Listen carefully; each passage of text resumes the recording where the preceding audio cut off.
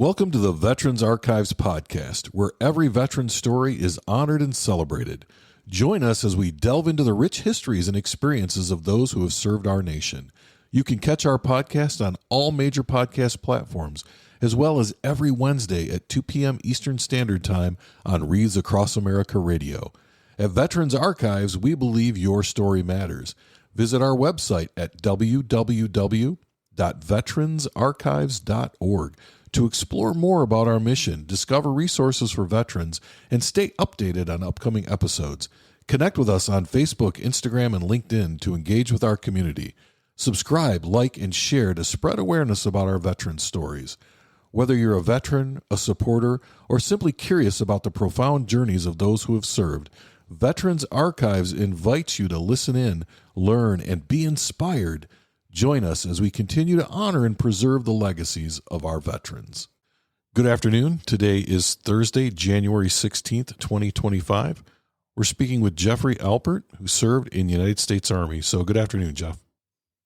Good afternoon, Bill. How are you? Great. How about yourself? Not bad for a Thursday, thank you. There you go. So we're going to start out pretty simple, I think. When and where were you born? I'm sorry? When and where were you born? I was born on June 4th, 1948 in Hollywood, California.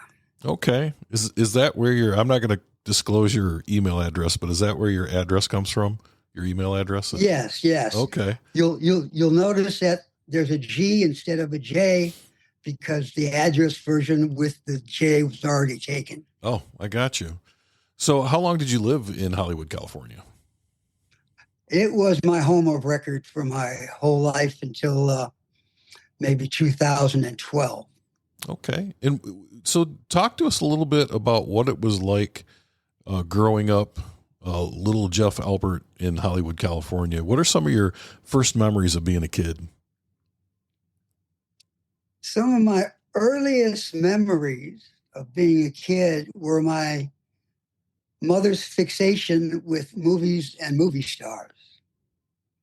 And we lived not too far from a tourist area in Los Angeles called the Farmers Market. It was one of these like exclusive fresh produce truck farm markets, the only one you would find in that part of the city. And so we would constantly see celebrities every Saturday morning when we went to the market. And she'd jab me in the ribs and say, "That's so-and-so, that's so-and-so, that's Leonard Turner, that's Leonard Nimoy, yeah, blah, blah, blah." And I'm a little kid going, "Okay, Mom. Cool, Mom. Yeah, okay. Can we go home now so I can play with my army toys?" So that was kind of it.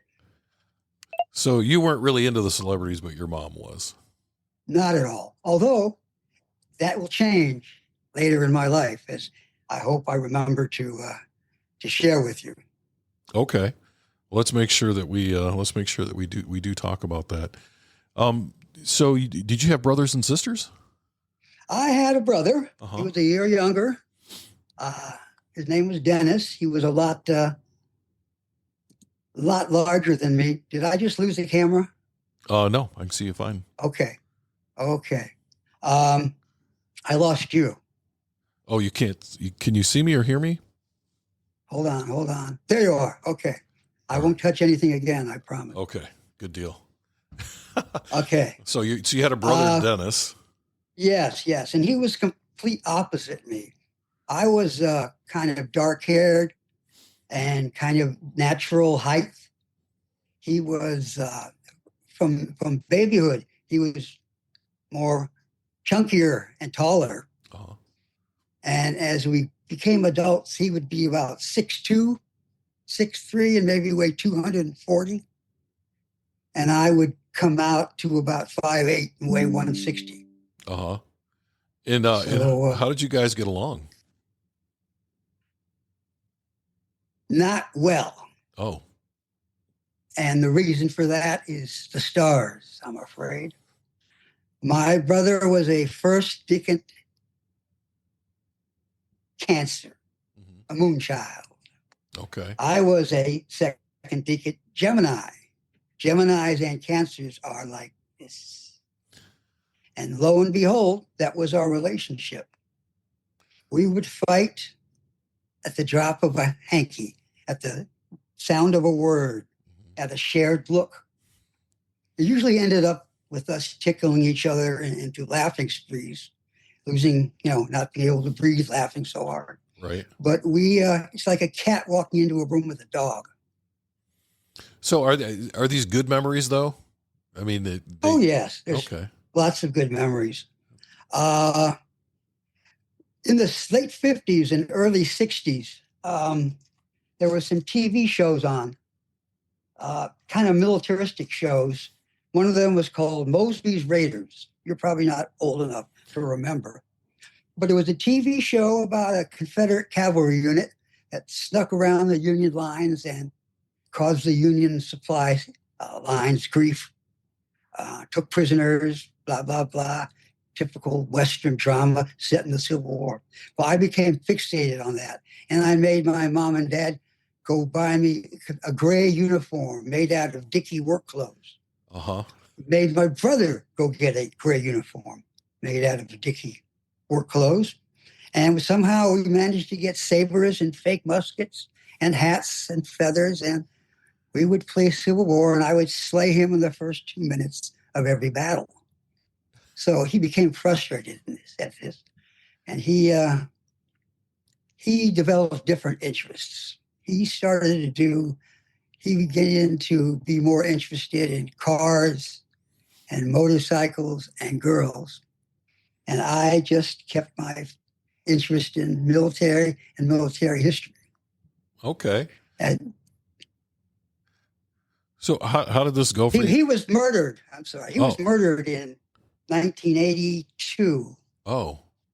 He was at that point in his life, had a lucrative income, and he lived in the hills above Hollywood. And he went to purchase drugs for a typical 80s party. Mm-hmm.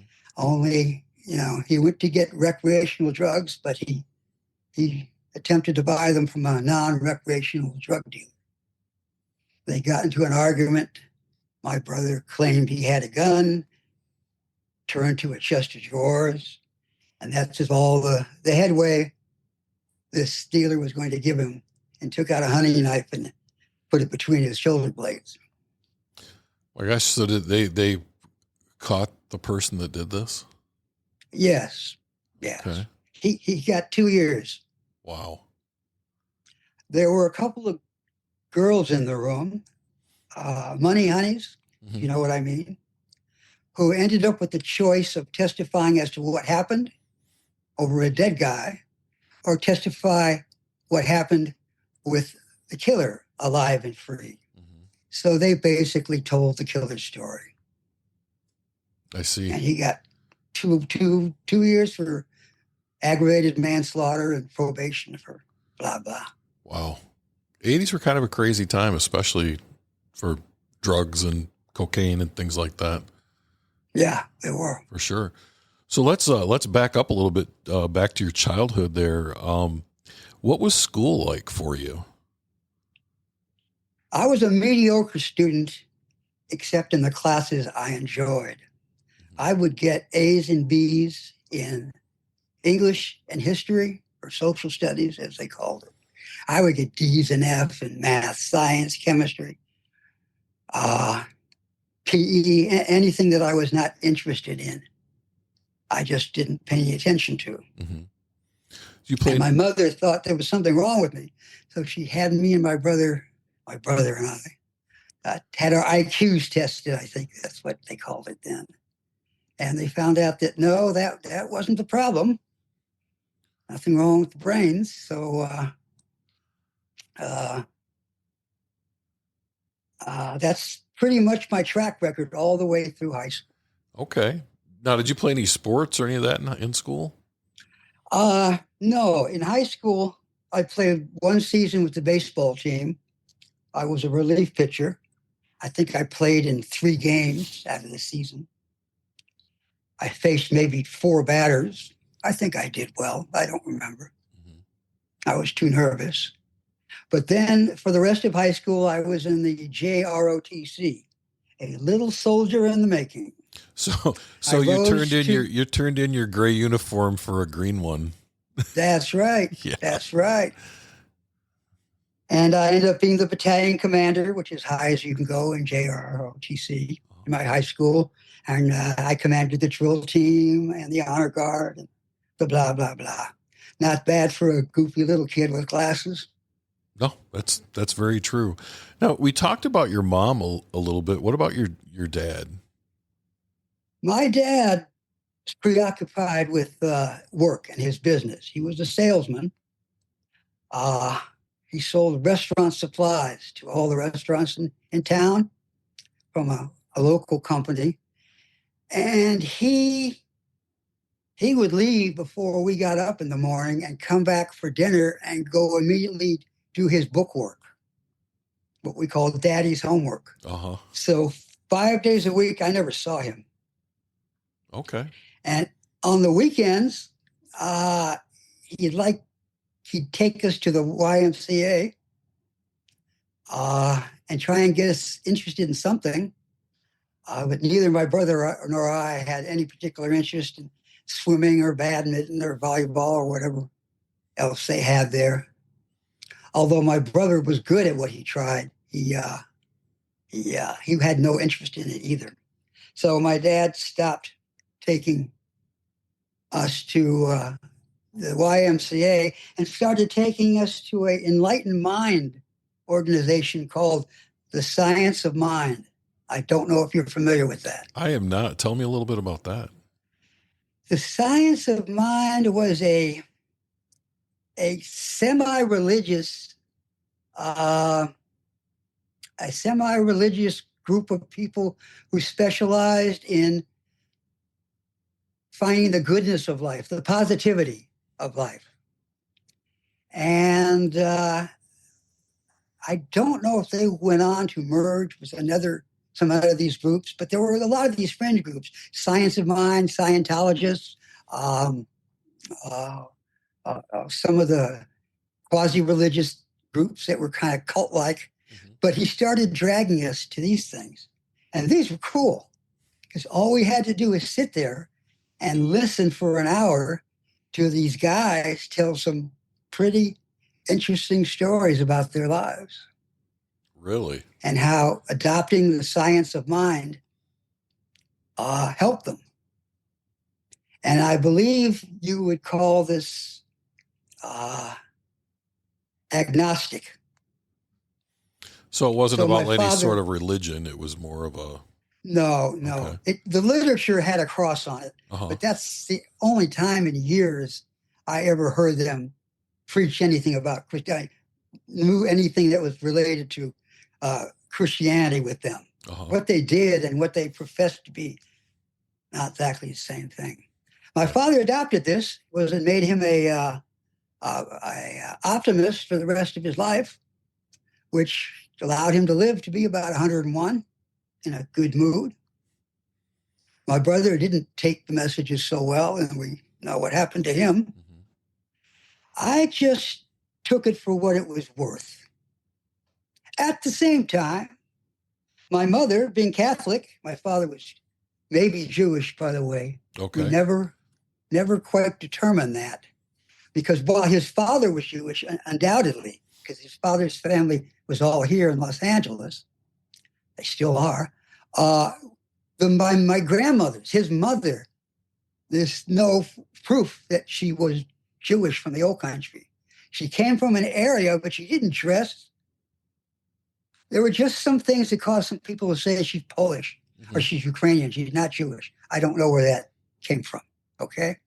And it was always left out of the conversation. So he may or may not be legally Jewish, because I don't know if you know, but to be a Jew, your mother has to be a Jew. That's how it works. It doesn't make any difference what your father is. If your mother wasn't a Jew, you're not a Jew.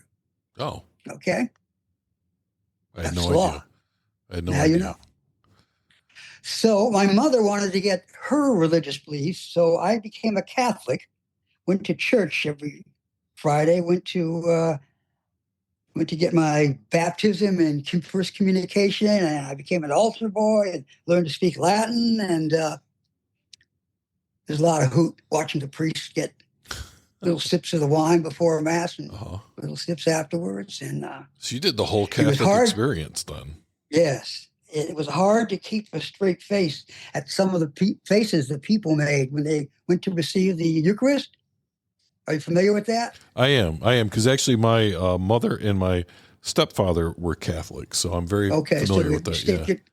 Stick your tongue out, and they put the little thing on there. Yeah. You're supposed to allow it to melt. You can't eat it. But I was right there next to the priest holding the cloth, and I see people chomp on it the second they got in their mouth. I see people break it in half with their tongue and play with it. Mm-hmm. I see people keep it stuck halfway in their mouth and go back. It was interesting. Everyone sort of did what they wanted to do. Yeah. Sounds like. Yeah. And when I was about 16 or 17, I just gave up on that too. Mm-hmm. I did not believe.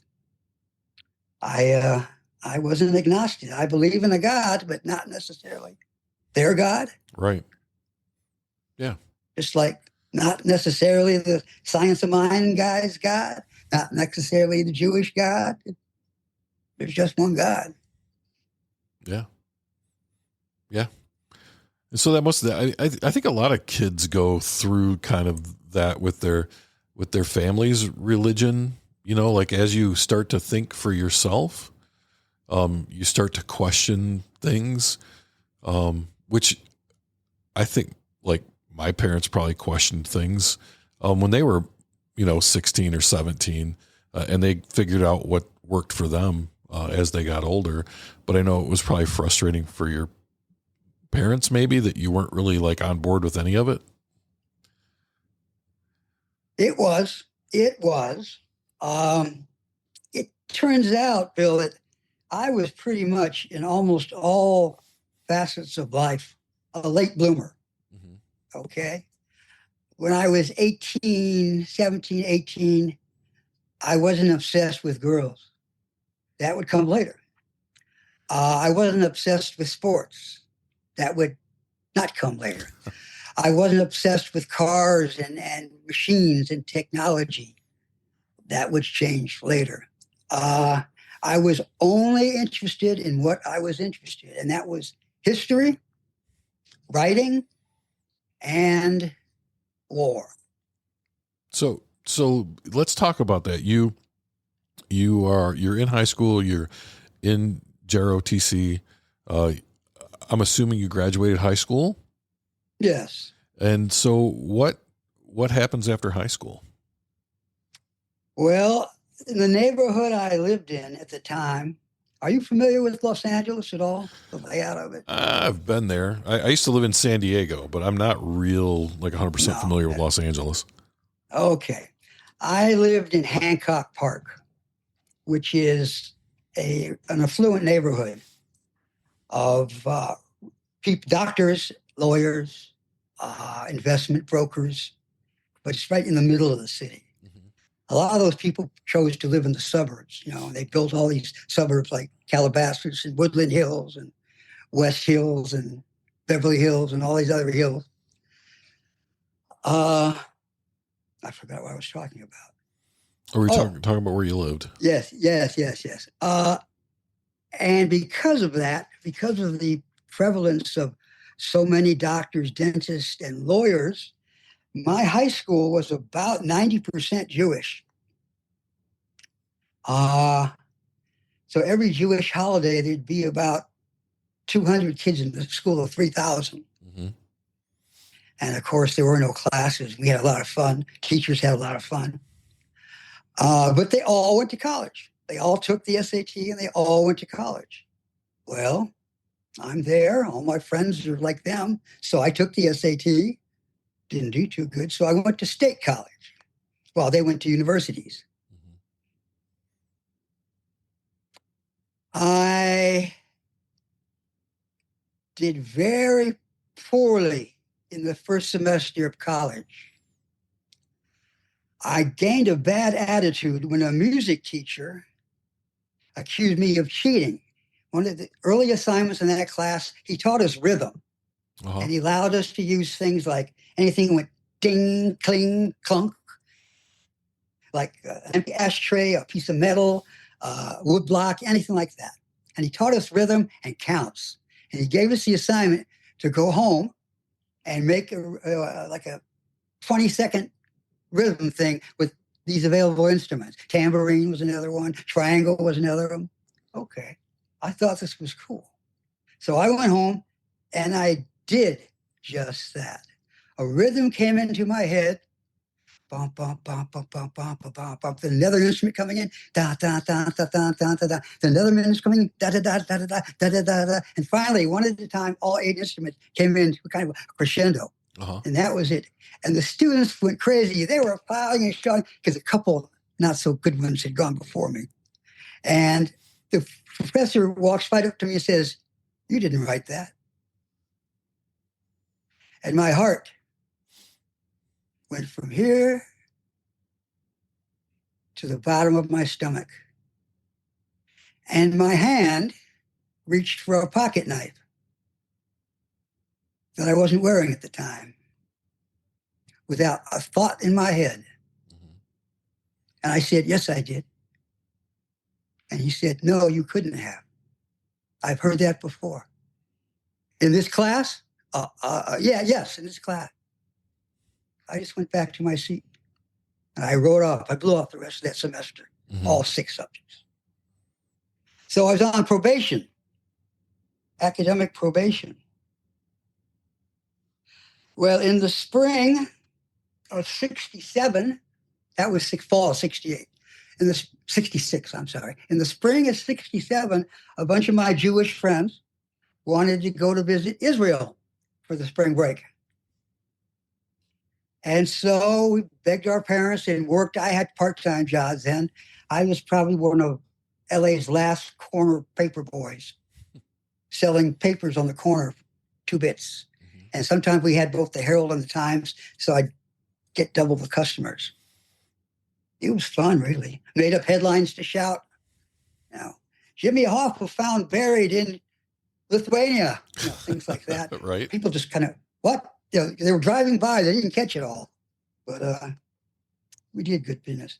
So I started the second semester in academic probation. And here comes spring break, very early in that spring semester. And off we go to Israel. I think we went to France first, maybe got to Italy, then maybe got to Israel. Kind of, playing tourists that we were. We didn't have much time. So we get there in, when was spring break? March, April. And we had a nice vacation, but Israel was not interested in entertaining us. They were getting ready for a war Mm-hmm. that we didn't catch. We didn't pick up on that while we were there. Despite seeing 5,000 army trucks go by every day, we just thought that's what they do in Israel. The night we were leaving, his family, our friend's family, held a nice dinner for us. They spotlighted all the good Israeli foods like falafel and hummus and touching chicken, and they went out of their way. This town was a little town, and it's also full of Arabs. And it was very confusing to us because to a Jew, you say, Shalom Aleichem. But to an Arab, you say, Salam Aleichem. Shalom Aleichem, Salam Aleichem. What? We finally figured out what to say to each person. Mm-hmm. So at this dinner at their house, there's these 2, what I thought were like ROTC cadets. There were these 2 Israeli soldiers, a boy and a girl. Couldn't have been more than 20, 21. But just from my military knowledge and the lack of stripes on their arms, I realized very quickly they were officers. And they were apparently cousins of friends of cousins of our hosts and stuff like that. And they happened to be in town. Make a long story short, at the end of dinner, all my friend's family left the room, and it was just the 2 of them and my friend and I. And they very flatly told us, Very shortly, there's going to be a war with Israel against all our Arab neighbors. Okay. He says, can you drive a truck? I said, what kind of truck? A stick shift truck, 4 or 5 speed truck. I said, yeah, everybody in America can drive a stick shift. He asked my friend the same thing. Apparently, Bill, Israel was full of the dysphoria from all of Europe after the war. And Israel was full of these immigrants who never had a car and never learned to drive a car. There was an extreme shortage of people who knew how to drive in Israel. And he asked us if we would be willing for a couple weeks to drive a 2.5-ton truck from the town where we lived to different locations.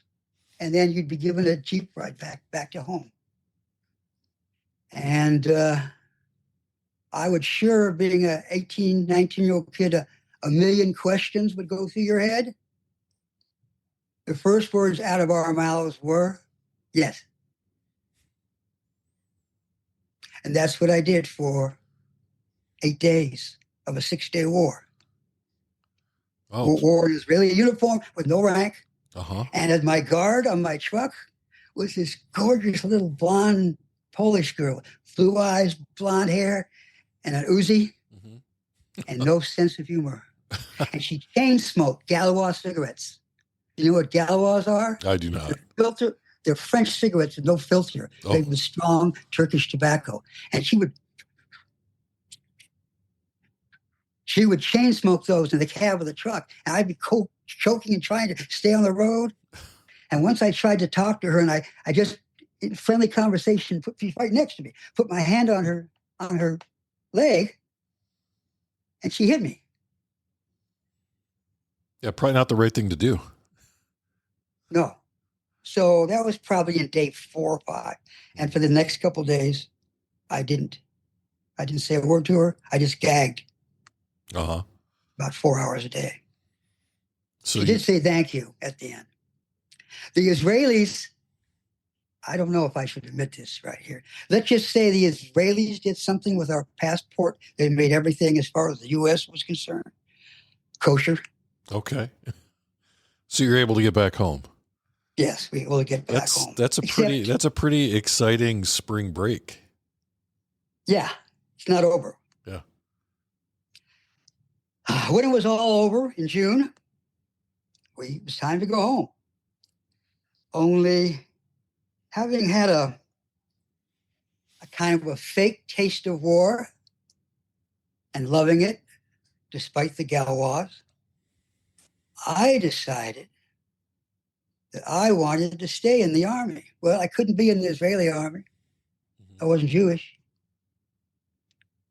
So I took a flight to Marseille, France. And I joined La Légion étrangère, the French Foreign Legion. Yeah. What was that like? The training was hellacious. I failed out at least half the training subjects, but they figured out I was smart, so I was given a lot of bookkeeping things to do, list making and stuff. I went through the weapons training, everything, but the physical training and running with a 1,000-pound log, 3 guys carrying it, I just fall on my face. Mm-hmm. And fortunately or unfortunately, my parents knew this. I would call them, and they would yell at me. And they sent to me, by the will of Allah, the grace of God, my draft notice. I had failed out of college. I had lost my 1A. Oh. I was draftable, and there, par avion airmail to this little location in part of France. And the French, to make a long story short, said, we don't do this. This is bullshit. You've signed up for 6 years. And then the colonel calls him into, and they blah, blah, blah, blah. And the next day they call me in, I'm standing attention with my little ball-shaped head, blah, blah, blah, blah, blah, blah. And it says, because your country is at war with the Indochine, with the North Vietnamese, And because you will probably serve in that conflict, which means a lot to the people of France, we're going to let you go home and honor this notice. And that's what happened. Well, and maybe a lot of people don't know the French were in Vietnam before we were. That's why. Yeah, and a lot of bad stuff happened to them too. Yes. Yeah. Yes. Before they wanted me to go there. They wanted me to fight. They knew I wasn't going to make it as a Legionnaire. Yeah. So you get on a plane, you head home. Is that what happens? And then in May of next year, May of 78. No. January, February, March of 68. I get a report to blah, blah, blah for your physical exam and everything. And I did. And on May 28th, 1968, I joined the U.S. Army. Shipped off to Fort Ord, California for basic training. After 3.5, 4 weeks in the Foreign Legion, I could ace that thing. That was nothing to me. I was gonna say that probably made boot camp a little bit easier for you, didn't it? Yeah. Yes. I mean, your head was already shaved. The physical part easy. Yeah. The monotony and the boredom and the bullshit of the drill instructors, blah, blah, blah. Anyway, it's day before graduation. And the lieutenant of the training company comes out holding a sheaf of papers like this. He says, "Hey, gentlemen, I've gotten your orders here. We know where all of you are going. And I can tell you right now that you are all being assigned to training at Fort blah blah as 11 Bravo infantrymen. And then you will be sent to join a unit in the Republic of Vietnam." You can imagine how that went over. Yeah. At this point in the war, though, they need the guys over there. That's what happened. Yeah. That's what happens. Except 70% of the people who fought in Vietnam were enlistees. 70%. They only sent 30% of draftees to Vietnam. Most of them went to Germany. Oh. Anyway, he says, but for some of you that are still interested in serving your country, if you volunteer to enlist in the Army for just a 3-year term, and here came the biggest lie I have ever heard in my life. We will take you out of the infantry and put you in one of the other 3 or 4 combat arms. Armor, artillery, combat engineers.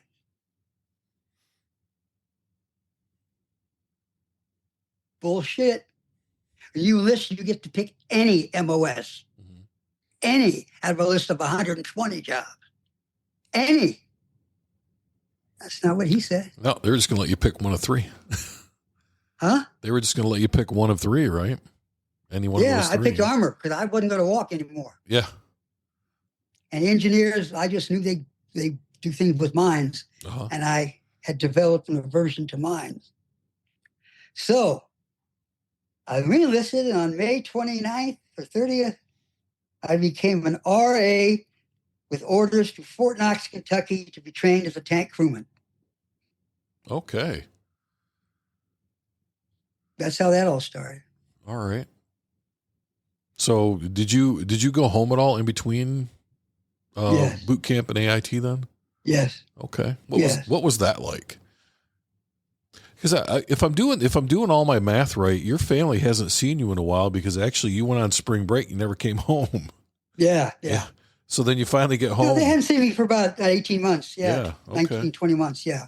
I came home, and my mom, bless her heart, started to do everything she could to get me out of the Army. Up to going to Washington to see our congressman to get an appointment to West Point. Oh. But it was too late. She might have done it while I was still a high school student. Right. But I was regular Army now. Yeah.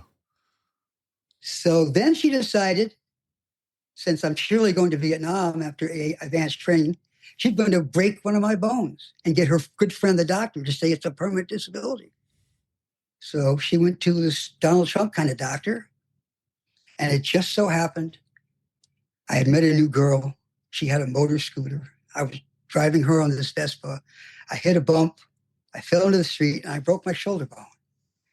You have never seen a happier woman than my mother. Oh, I'll bet, because she didn't have to break a bone. You did it yourself. Well, yeah, basically. Yeah. So I went to the doctor. They did something to it. It was a fracture. It wasn't a clean break. And the bottom line is there's no way the doctor could have goosed this up to a deferment. Right.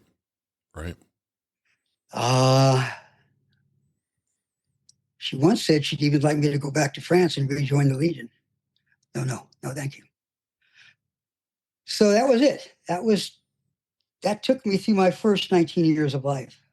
Okay. An exciting 19 years, by the way. That's a lot of stuff. What? That's a lot of stuff to pack into 19 years. You ain't heard shit.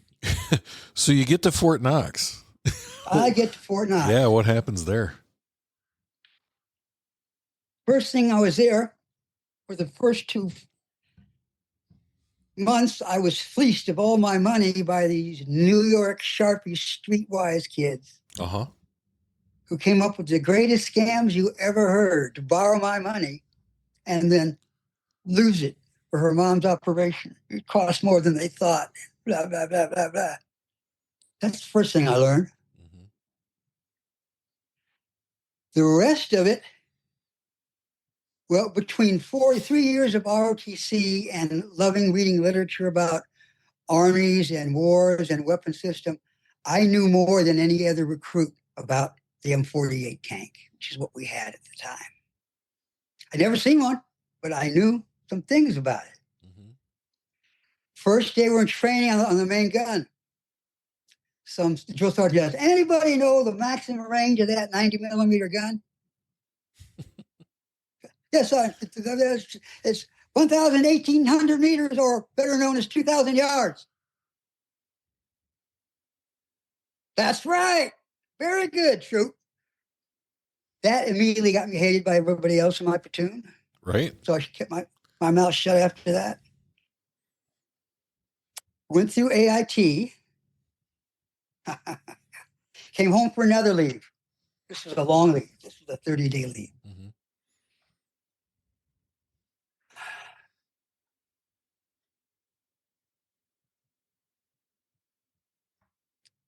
Some uncomfortable things happened during that leave. Personal things. I got my mom to loan money to a family whose daughter I was in love with, and they lost it all. Oh. Israeli family, as it turns out.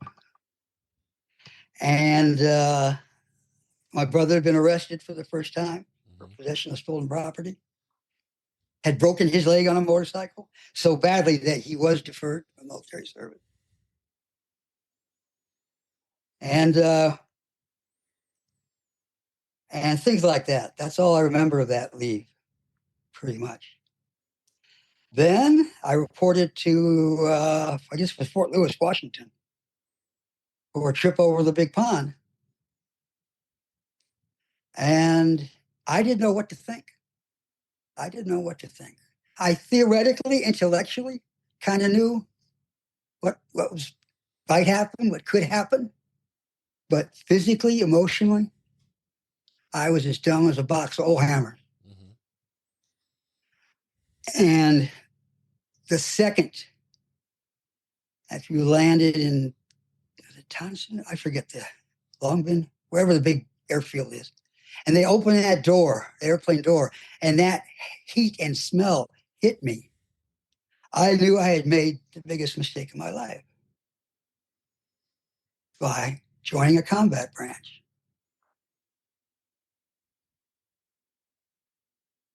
So we went through, usually you're there for 3 or 4 days and they ship you out to your unit.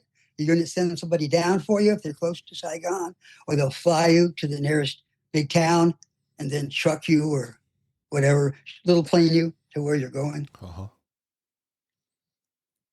I got orders to report to the 9th Riverine Squadron in 3 Corps, river gunboats. Me, a tanker. Right. How did that happen? There was a time, a year or two before, where the 9th Infantry Division did run a riverine force. Uh-huh. But the 9th Division had left Vietnam in total. They were the only unit that went to Nam as a division and left Nam as a division. And all the stupid lieutenant and personnel S1 could figure out was, well, we'll put you, this was transition. This was when we were going to Vietnamization of the war. Starting to turn over our weapons, equipments, and responsibilities to the ARVNs, the Army of South Vietnam. Mm-hmm. To make a long story short, I ended up on a PB boat with 6 Vietnamese sailors and me. None who spoke English. And I asked I went back to the S1 and said, what am I supposed to do? It's don't worry. All you got to do is you're the captain and you're the one that operates the radio. That's it. I'm the captain and I operate the radio, but I can't talk to my crew. They know what to do. They've been doing this for months.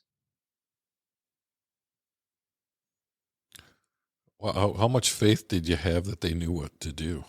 I mean, yeah. Did any of them speak French? I can't swim. Right. For one thing. Anyway, every time we got back to the base there, I can't remember if it was a ship or it was a Vietnamese camp. Anyway, we all cleaned up the boat, we filled it, checked the engine oil, blah, blah, blah.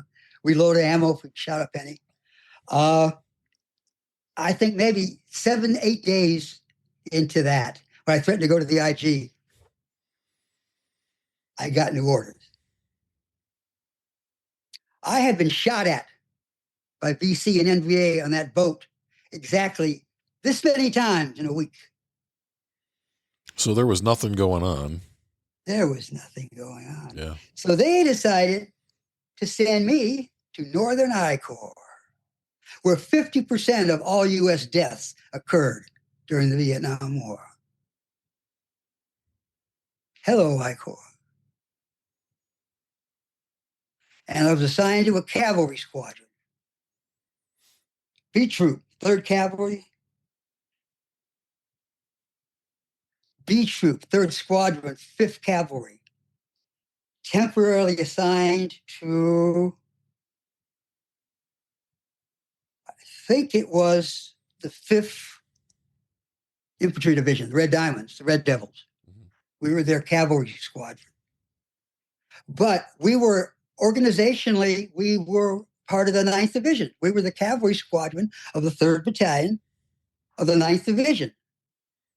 So, and that never changed. So while everybody's going on wearing red diamonds, we've got the cookie cutter. Uh-huh. The white dot in the center, patch of the 9th Division, which causes all kinds of confusion. To make another long story short, because we call ourselves the Bastard Cav. In the 12 months that I was there, we probably were assigned to 6 or 7 different units.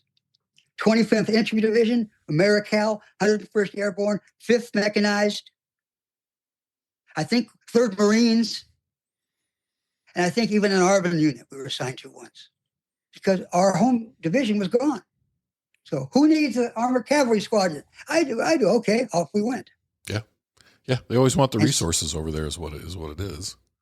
I'm sorry. I say they always want the resources. Like you had vehicles, or you had ammunition, or you had bodies, and they needed them. Yeah, we had a lot. Mm-hmm. A lot of that. So finally things were normal. I was back where I was supposed to be. And I ended up in a tank crew in a base camp called Dong Ha, about 17 miles from the DMZ, within artillery range of North Vietnam. a place whose ammo dump had been blown up at least 3 times in the past 4 years.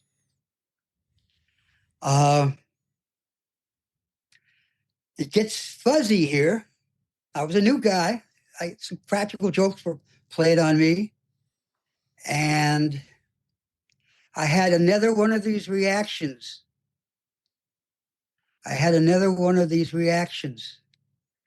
Like I had with the music professor, with some of my buddies, crew of another tank. They said, you haven't had your salt pill today, and it's going to upset your stomach, but, he's a buck sergeant. Here, I'm ordering you to take these salt pills, and the best thing to take it with is a Coke.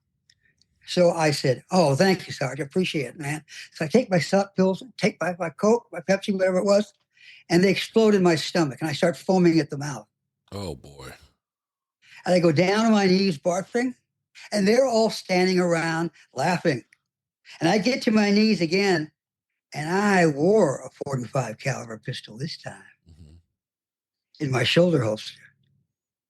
But I just thought about it. I didn't do anything. That was my first reaction. Yeah. That was my first reaction. So I think there's something psychologically wrong with me. Anyway, turned out to be a great group of people. And there I am in Vietnam. Made some friends. There were 3 tanks in a cavalry platoon and 7 or 8 armored personnel carriers, 113s. And I was the gunner on the platoon sergeant's tank very shortly after I got there. But I end up being the tank commander of that tank very often because being the platoon sergeant, he was always jumping off the tank to go take care of a problem. He was responsible for every man in the platoon. Yeah, he had a lot of other things to do.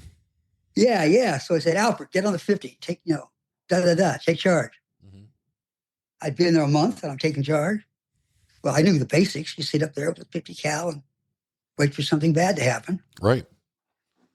So I learned a lot from him. I learned a lot from this guy. I love this guy. He was a character.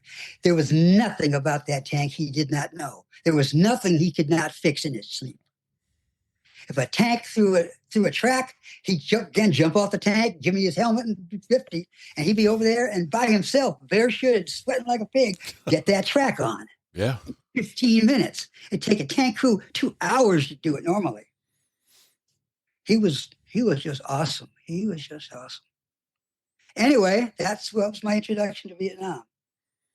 And so when you finally got with this group, is this where you stayed then with them? And what was your mission there? What was our mission? Yeah, what was your mission in your part of the world there? We basically performed 2 major functions. That of convoy escort to places like Khe Sanh, because you couldn't get a group of trucks and PCs would never make it to Khe Sanh alive. They didn't have tanks and cavalry with them. Okay. We also provided the support for the morning engineer mine sweep. And after what I saw happen to those guys, and I thought about almost joining the engineers. Yeah, that's a rough job. For people who don't know, the engineers don't just build bridges. They go out and they look for explosives every morning on the routes, right? And a lot of times they get blown up when they're doing it. One morning I'll never forget.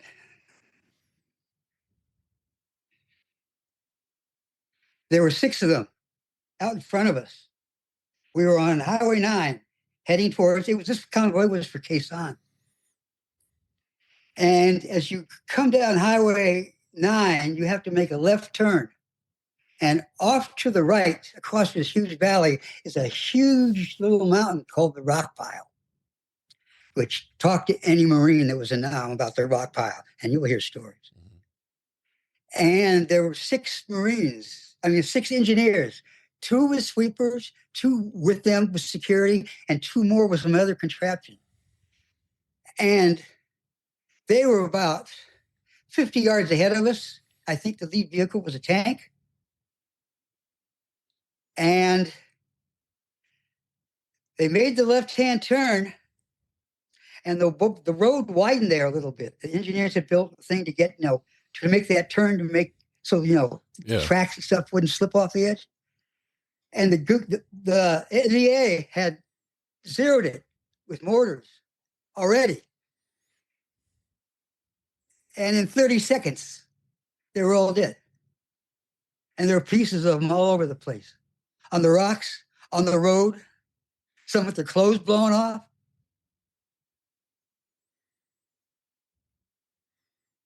Needless to say, we didn't complete the convoy that day.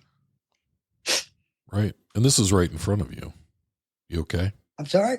I said this is right in front of you. Like, yeah. But for 10 seconds, that would have been you. I'm sorry? Had it not been for them, but for like 10 or 15 seconds, that would have been you coming around that corner then. Well, yeah, but we were in an armored vehicle. Right. They were walking. Right. Yeah. It was for them.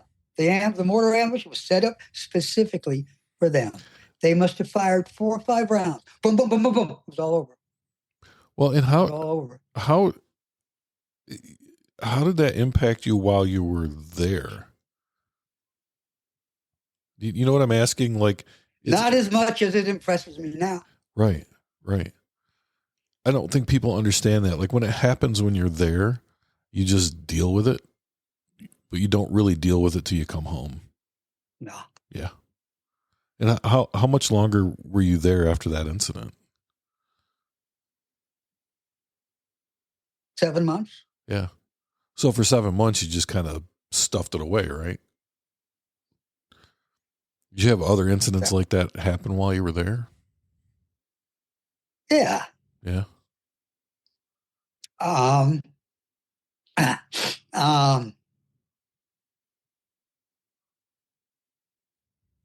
Twice my platoon was attacked.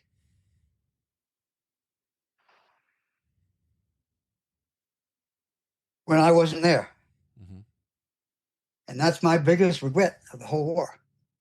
I know I could have changed the outcome. I know I could have.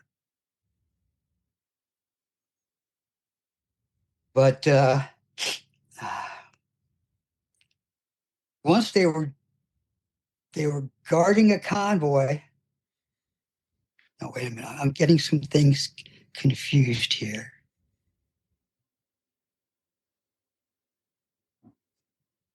I think I'm mixing up 2 events. That's fine. Take your time. Okay. This may be the same day, the same convoy as the mortar incident, or it may have been a different convoy. I was in the rear with a broken tank. I had come out. That day, tank had hit a mine. There had been snipers. A platoon sergeant was killed, shot in the head by a sniper, and they did not proceed with the convoy. The night of that action, my tank was fixed, and I brought it out to join them.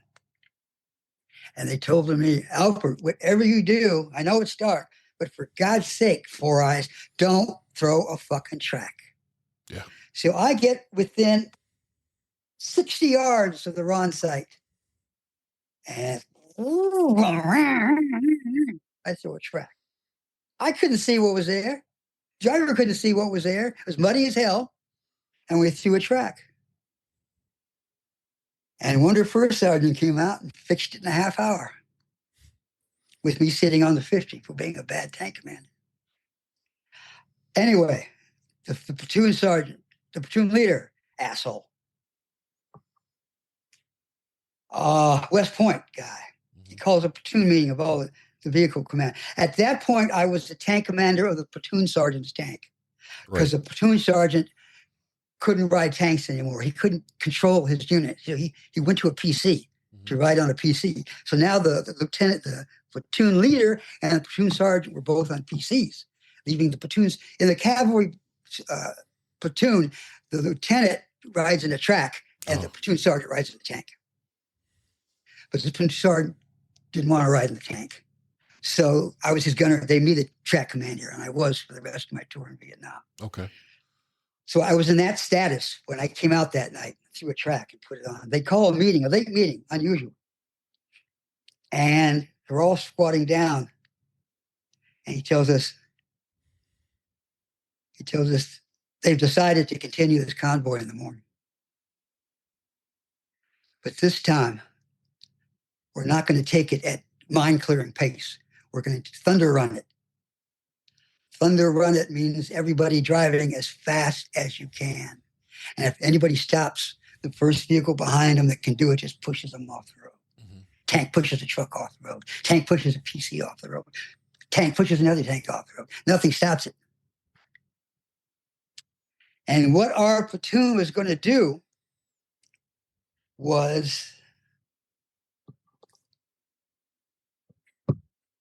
okay, here's the road. It makes the curve. This is where the mine thing was.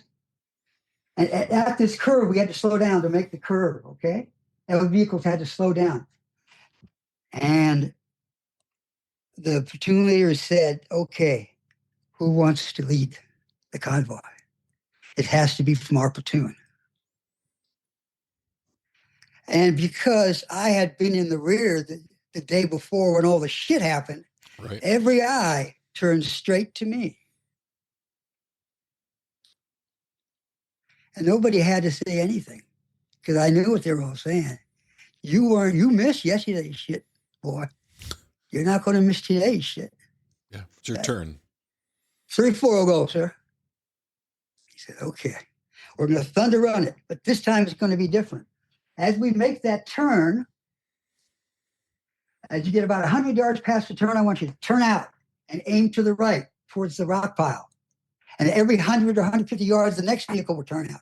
So there could be no attack as the convoy of trucks went behind us. Yes. So the track would go like this, and the trucks behind us are going. He said, but one thing, Sergeant Alpert, I expect us to be ambushed tomorrow. They couldn't do what they did today and not be ready for an ambush tomorrow. So when you get to this curve, you just start shooting the shit out of the bushes to your right. Your coax, your 50 cal, and your main gun if you want. Now at this time, and that's another story, we didn't have nice big steel M48s. We had little piece of shit aluminum tanks called M551 Sheridan, which a armor-piercing rifle bullet could penetrate. Tank. Yeah. Yeah.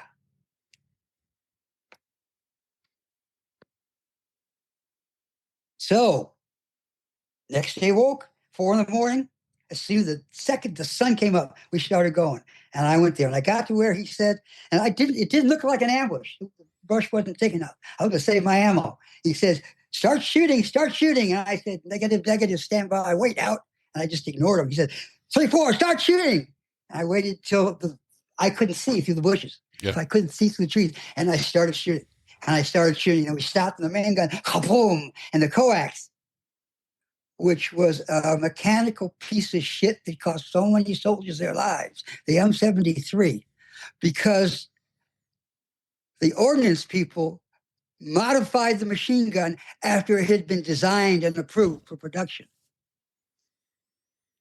And the modification caused the gun to jam after every 3 rounds. Oh. For everybody. In Germany, in Vietnam, everybody who had a tank with an M70 machine gun could never get that son of a bitch to fire, or in a few rounds, a few bursts. It would just stop.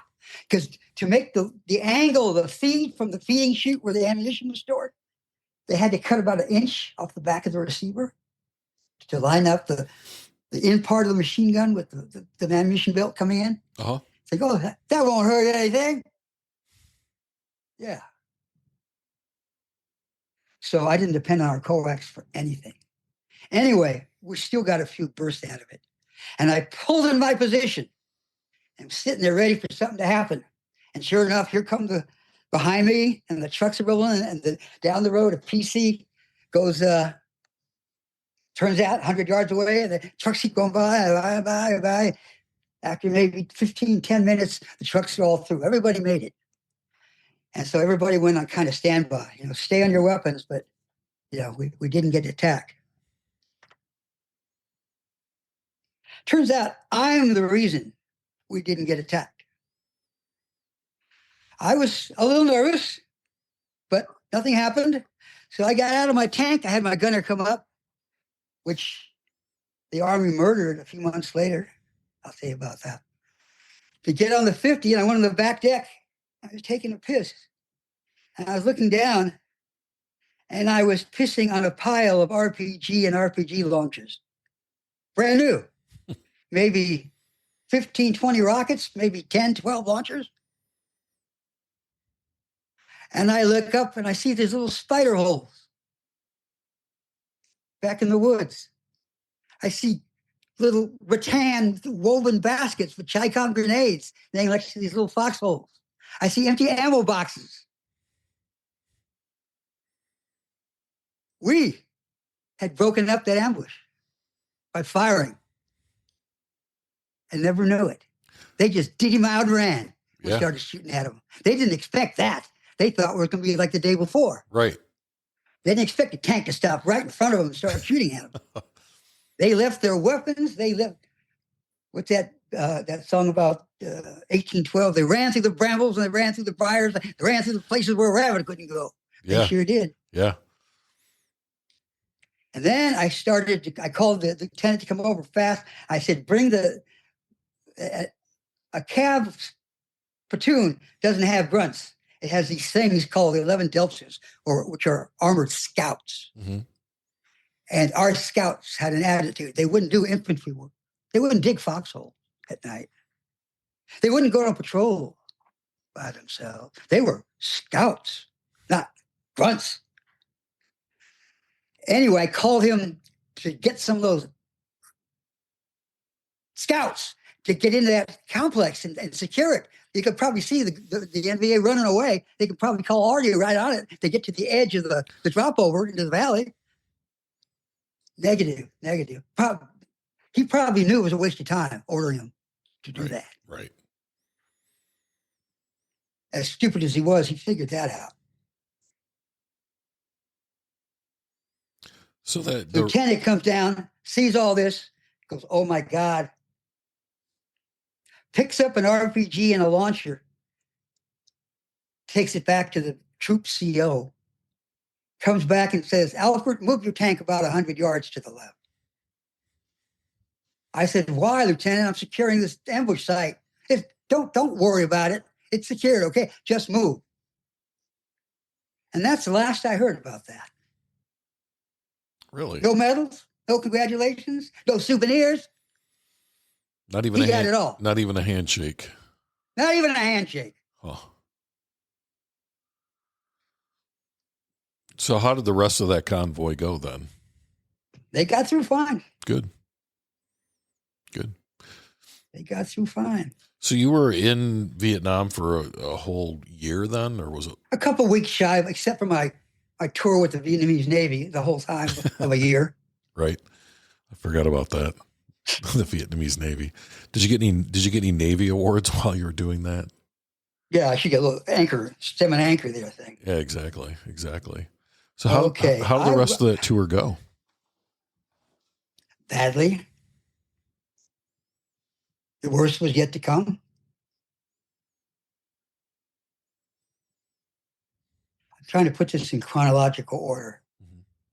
Shortly after that incident, my R&R came up. Oh, that's another story to tell right there. My R&R came up. And my parents, my mother, of course, researched R&Rs and knew all about them and told me that I was going to Hong Kong and that they were going to meet me there during my R&R. To which I said, that means no fun for this guy. Right. No girls, no bars. Lo and behold, that's exactly what happened. Now, there's two stories. I'll stop the Nam story and tell you the R&R story. Yeah. I was there waiting for them in the Mandarin, which is the most luxurious hotel. The first night I had to go where the Army sent me to this like hostel or motel where the girls were lined up waiting for us and waving and hugging us as we came in. But no, not me. I couldn't get a girl because I was moving to the Mandarin. And I moved to the Mandarin. And at that time, one of the big things for GIs going to Hong Kong for R&R was to get silk suits. It was a dime on a dollar. So, and they had all that downstairs, and I had all this money. You know, you only get paid like $40 in cash a month in Vietnam. They save all the rest for you. Yeah. Or maybe $20 in cash. And funny money, these voucher, like funny Monopoly money that you can only spend in U.S. facilities. Yeah, we had the same thing in Iraq. It was oh yeah? It was funny money? PX money, basically. They were like cardboard pogs and funny money. Yeah. So anyway. You go to the Mandarin, you want to get a silk suit. Oh boy. Should have saved a couple and made a set out of them. Yeah. I'll send you mine. I don't know where they are anymore.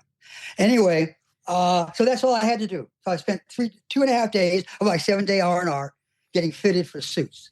Finally, they arrived at the 3rd day of my R&R. They're in the same hotel. They check in. I was just coming back from downstairs from the tailors with the first of my 2 or 3 suits. I got 10 suits made and had them shipped home. I couldn't get into any one of them right now. Not a one. In fact, it wasn't long after the Army I could not get into them. But anyway, so I put on the one I liked the most with my silk tie and everything, my solid silver cufflinks and everything.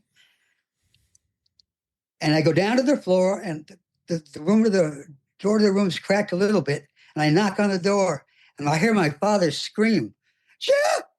Like he just seen me get shot or something. He didn't know what to expect. And I pushed the door open, and he's standing there, big-eyed with tears coming down his eyes, looking at me in this 3-piece tailored suit. And he starts crying and runs up and hugs me. Turns out he was expecting to see me in combat gear with mud on my face and C rations in my helmet and an M16 and worn clothes and a bandage on my thing and a bayonet in my belt and torn up boots. And was he in for a surprise? Right. That was the biggest shock of his life. Not on R&R, right? You're not going to see that on R&R. But he was World War II. So when you tell him combat's come to see you, that's what he pictured. Yeah. He'd seen it. So that was a hoot. I also got hepatitis A from eating the restaurant's food. Oh. That was fun. So I went through a bout of that in my 7 days. Oof. And then my mother talks about getting my R&R extended. And the next day, I just dropped by their room and said, "Bye, Mom. Bye, Dad. Love you." I went back. No one was going to extend my R&R. R&R sucked as far as I was concerned, except with the suits. Yeah. So you get back from your R&R that wasn't really R&R. Yeah. Yeah. Who meets their parents at R&R? WTF? You do, Jeff. So, you do. Yeah. Then I get back, and while I was gone on this fantastic R&R, my unit was hit one night. My platoon. And they blew the shit out of it.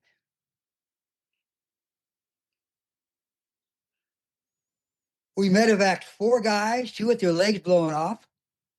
The platoon sergeant was hit. The new platoon sergeant was hit. 1 track caught on fire. It's hard to make aluminum burn, but it burns. It burns like wax when you get it hot enough. 1 PC burned to the ground. My tank had bullet holes in the containers on the bustle rack where we carried our personal stuff. None of the Deltas manned the foxholes in between the tracks for protection that night. Nobody went out on ambush patrols to protect the perimeter that night. They got creamed.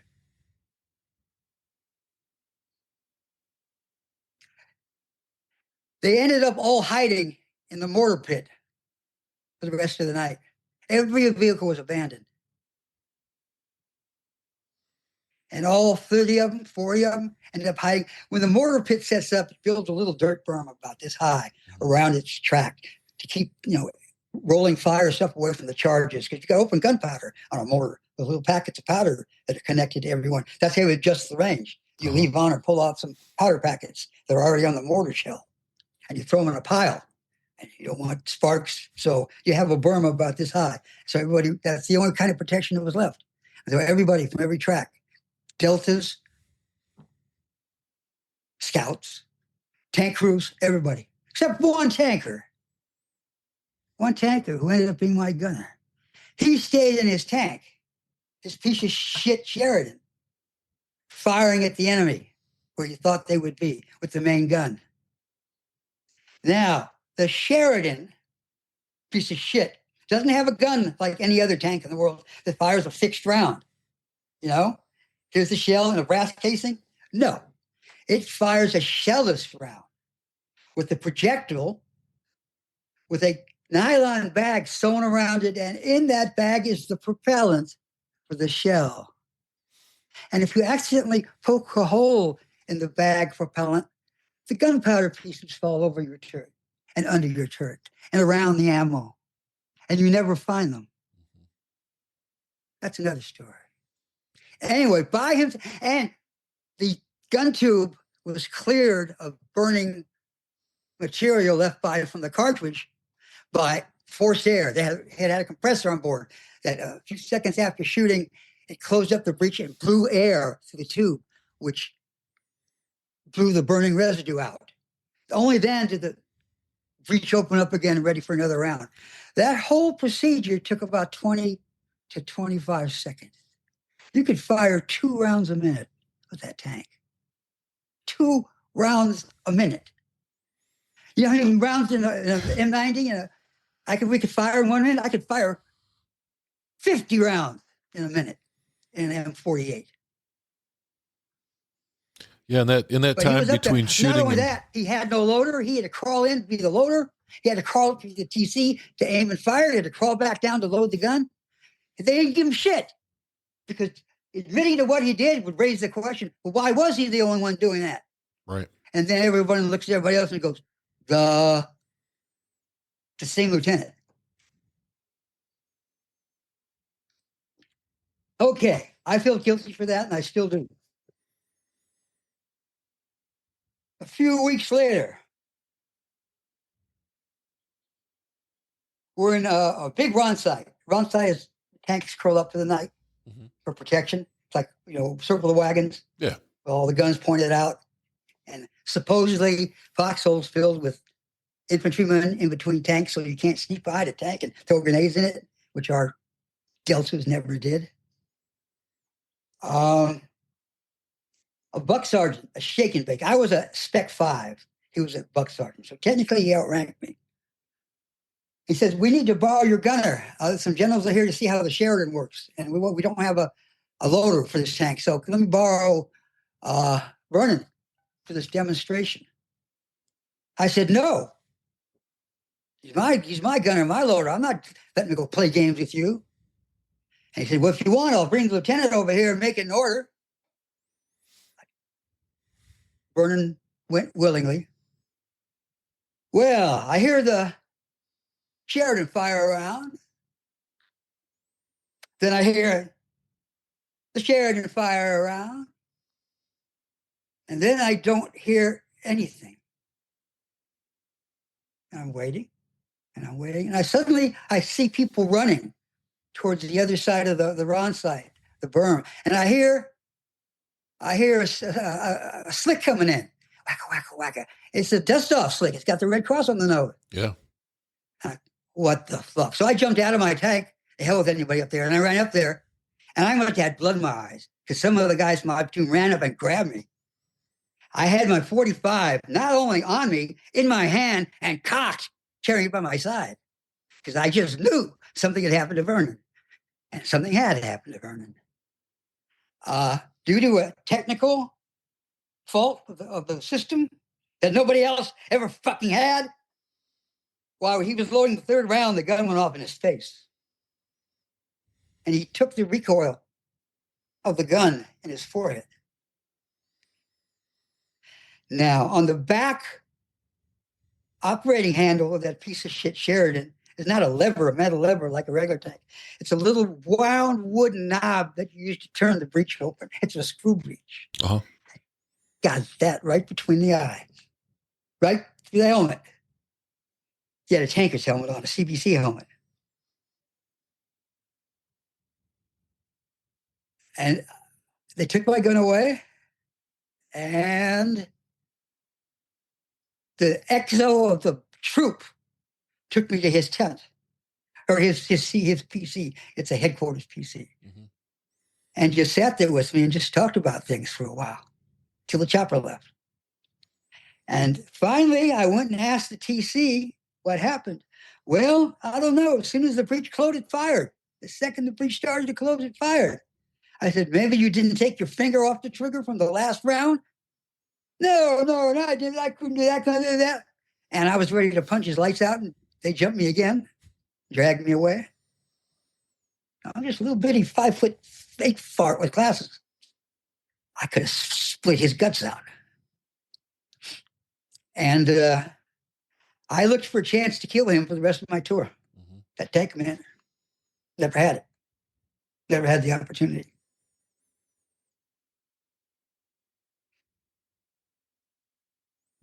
And this is just one more time where you've got to go to work every day and basically suck it up, right? Yeah. Like each one of these incidents builds on the next. And you know, if you think about it, like, you know, the first incident that you had before you even went overseas, you didn't have a knife on you. The second incident, you just thought about pulling your gun out. And the third one, you actually pulled it out because was it getting to the point where you just had enough? I'm sorry? Was it getting to the point where you just had enough? Like what else can happen? No. Okay. It was situation specific. Okay. It wasn't that I'm aware of. It wasn't a general feeling I've had enough. I'm going to shoot myself or somebody. No. It was just each incident was like that. Separately. Each incident, somebody wronged me. Yeah. And for some reason, that's how I respond now. Mm-hmm. So how much? I don't carry a gun, even though I can. Well, how much? In Florida, anybody over 21 can carry a concealed weapon. No registration, right. No training, nothing. Just stick it in your belt on the way out to the market. But I don't. That's the reason I don't. Let's take a quick break. Veterans Archives is a 501c3 nonprofit organization, and we rely on donations from our listeners. If you are enjoying these stories and would like to support our continued efforts, please go to www.veteransarchives.org and select the donate button. Thank you. How much longer did you have left on your tour after this incident? The last couple months were a blur. It started to rain. Uh-huh. It was the rainy season. This was like September. Oh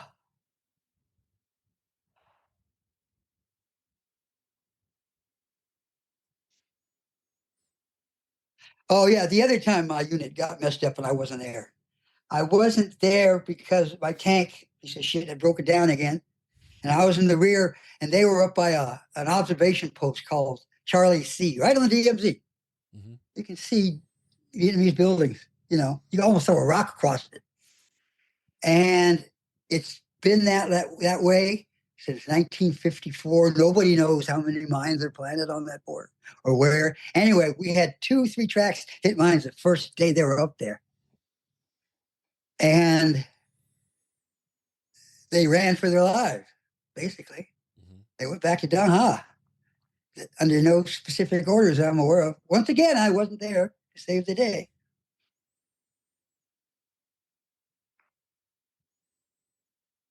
The thing with mines is you don't know whether it's a mine they just left for a laugh or whether it was an ambush mine where it was a command detonated. In other words, rolling over it didn't set the mine off. They had a little electric switch that set the mine off. And they would wait till like the first or second vehicle of a convoy came by and they'd blow it. Blowing up that vehicle blocked the front of the convoy. Then they hit RPGs, the last vehicle of the convoy. And then they just worked their way in toward the middle. And since we knew that's exactly what happened here, we weren't going to wait around for that. So they just left. And even though it might have been cowardice in the face of the enemy, it's the only logical and reasonable action they could have taken.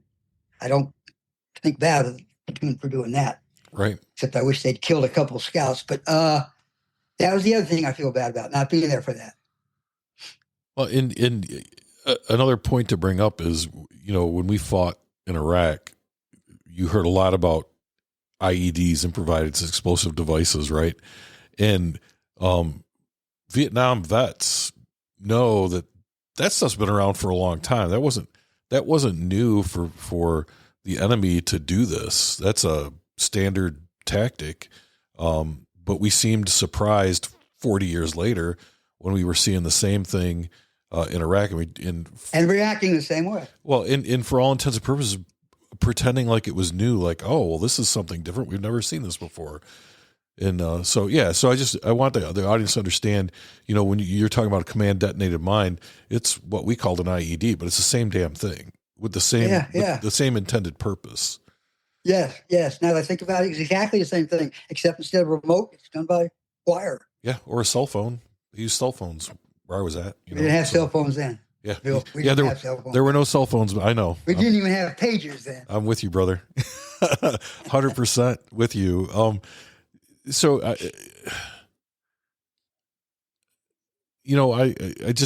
hear you say, you've said several times, like, I wish I would have been there, or, there was something you could have done.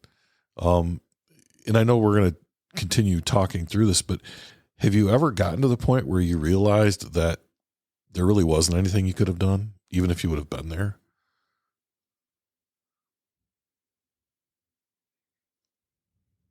I can't. Because shit's going to happen, especially whether we're there or not. The night ambush. Right. If I admit that to myself, then I would have run like the rest of them and jumped into the berm and hid. Or I would have went up on my tank firing like Vernon would. Right. But I'll never know what I would have done. So I don't think of me being there in that case. Yeah. I was not there to share the grief. Right. Yeah. Yep. Because at the end of the day, we don't get the benefit of knowing what would have happened if we would have done something different, right? We only know what happened because it happened. We don't ever get to know if I'd have turned right instead of left, what would have happened. We don't ever get to know that, but we can make up in our head what might have happened, but we just don't ever get to know that. And that can be irritating. Self-destructive? Yeah, definitely. So you were telling me that towards the end of your tour, it started raining. Was it like the rainy season then? Is that? Yeah, but a lot of times you would get missed. Occasionally, when they knew there were NVA in the area, they gave us this ground radar. Mm-hmm. Okay, it's only about that tall, and there's an operator with it, and it could see through the rain and mist. And the night they were hit, they saw movement out there, but it was so inexact they couldn't tell from where it was. Somewhere in this 180-degree circle, there's something out there that wasn't there when we set up. Mm-hmm. Okay? And I think that's when some people thought it'd be a good time to go visit the mortar crew. Right. I don't know. I think. Vernon died in 1986. I'm in the process of contacting his family. I haven't had the guts yet to contact his family and tell them who I am and what happened to him. He had been 36 years old. To me, it's even money. He died from his injuries. So I want to go. Okay, I want to go back because I didn't catch this when we first started talking about it. but he survived that traumatic injury. And no one told us that. I found out on my own. Yeah. After the war, after the Army. Right. Yeah. We had computers then. Yeah. Well, we're not done with our conversation yet, but I just want to put this in your head. I would do everything you can to talk to his family. And the reason is, in my experience, is that it's so helpful for the family. It's also really super helpful for you. And I can tell you that from my experience. There's a lot of fear about going and talking to these families, or how is that going to impact me, or how are they going to react? Almost always the reaction is like relief. Like, they get to talk to someone who knew their son before all this stuff happened to them. And I want to badly. And you, Jeff, get to talk to them. And that's going to help you, because you're going to make that connection. And I think Vern deserves it. I think you deserve it. And I think that family deserves it. There's no way that nobody loses in that situation. You know what I mean? That's a win for everybody, but it's hard as hell to do because it's scary. Well, I still have research to do. The one to go on was their last known phone number. But I'll hunt them down. I'll find them. Yeah. There's ways to do it. And when we get done talking, I can tell you some of those ways that I've done this. But there are ways to make that happen. So I want to go back a little bit then. You finished out your tour in Vietnam. Is there anything else there that you wanted to share before you end your tour in Vietnam? Yes. Okay.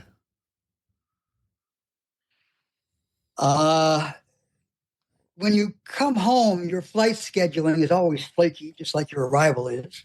That's how I ended up in the Vietnamese Navy. Right. And by the time I find out that I've been at Tonson Nut or Van Wall, wherever the base is that flies you home, I've been there for a long time, like 5-6 days already. And when I finally found out my flight, it was too late to contact my parents. Mm-hmm. So I was driving home unannounced. Well, I got home on a Saturday night, and at the airport, I met another guy who I went to Vietnam with, who was on the same flight and was with me in the thing before he went off to join his unit, and I went off to join the Vietnamese Navy. And he got home that same night, So we were sitting in the bar, and we started to get shit-faced. And he could hold his liquor better than me. And the waitress there, it was about 10 to 2, closing at 2. And the waitress kind of made it clear that she was willing to go home with one of us, or take one of us home. So then we both got into this pathetic act. But he won. Yeah. Just as well as he did. So half drunk, I caught a taxi to home. I get home, and it might have been earlier than that. It might have been about 1 a.m. Okay. And nobody's home. I ring the doorbell, I knock on the door, and all I hear is the dog barking. Bobo, my mother's poodle. He knew who was home. Mm-hmm. So I just threw my duffel bag on the front steps under the light, sat down, threw my saucer cap away, and started smoking cigarettes. And I see a car pull up next door. Our neighbor's home. And the neighbor walks over, and he says, "What's wrong with you? You look like you swallowed a snake." I said, "I just swallowed 365 snakes." And he said, "Come over. I'll give you a drink. You need a drink." I don't know if you watched TV in the 80s and 90s, but did you ever watch a TV show called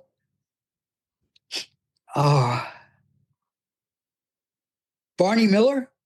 Oh, yeah. Yeah. You remember the Asian cop? Uh-huh. The straight-faced cop who always came out with one-liners, Yeah. Jack Sue, Yeah. that was him. That was my neighbor. So you get back from Vietnam and you're having drinks with an actor. Yeah. That's pretty interesting. Yeah. That was And a he took great care of show, me. by the way. I really enjoyed watching it. Oh, yeah, it was. Him and Abe Pagoda Yeah. playing yeah. Anyway, he took care of me until my parents got home. Mm-hmm. They were out at a private club partying. And the next morning when I woke up, my mom came in to wake me up, and I turned on her with a knife in my hand. Yeah. I slept with a knife under my pillow. I didn't have any guns.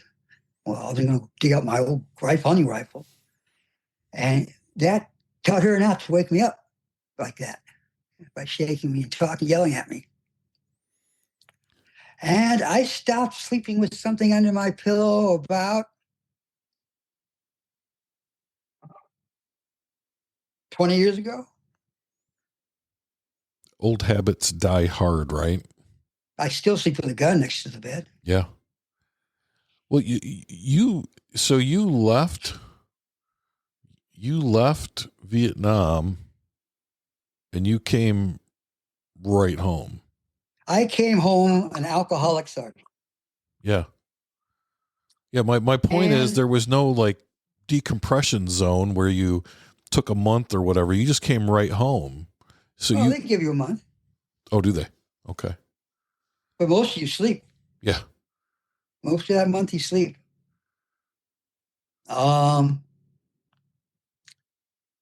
Then came time to leave the Army. I'm in no condition to leave the Army. You know, I'm a pretty good sergeant during the day, but I'm drinking with the other alcoholic sergeants every night. Mm-hmm. And I said, I can't go home like this. So I just signed up for 6 more years. And that's how long it took me to stop doing that. And by the end of year 9, I was under control and sick of the Army because I was stuck in tanks. That was my primary MOS. Yeah. Although I had done a million wonderful jobs in those 6 years. I had been a community liaison representative. I had been a DOD pimp for soldiers in Germany. I had been a chemical instructor. I had been a drill sergeant. I had some great duties in those last 6 years. Mm-hmm. All of them as good as that year in Nam was bad. Yeah. And why I left is because the day before my first platoon was going to graduate basic training, the colonel of my home battalion receives a message from the general division.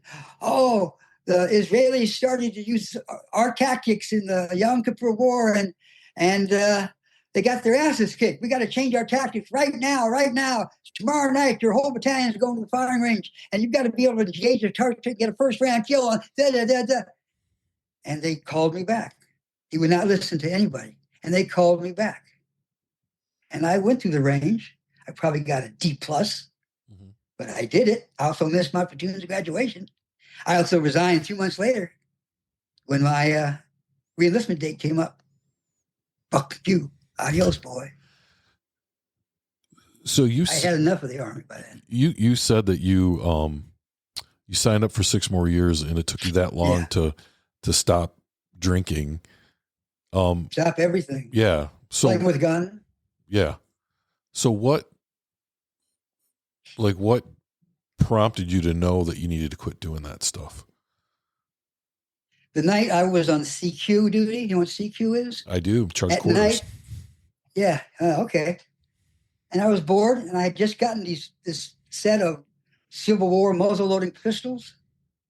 And a friend of mine brought in a bottle and a paper bag. And next thing I knew, I was out shooting out street lamps in the battalion courtyard there with my 1854 Navy Colt 36 caliber. I lived to survive that. Everybody covered for me, but that was my wake-up call.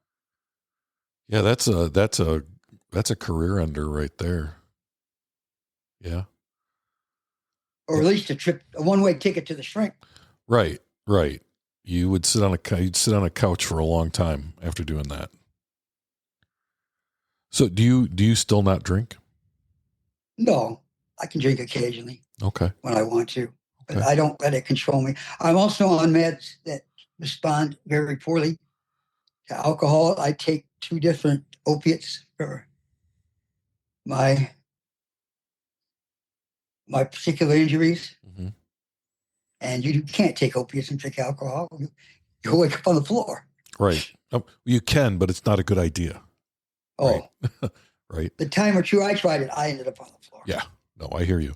So what? So you got out of the Army. What did you do after the Army? What was that next step? Okay.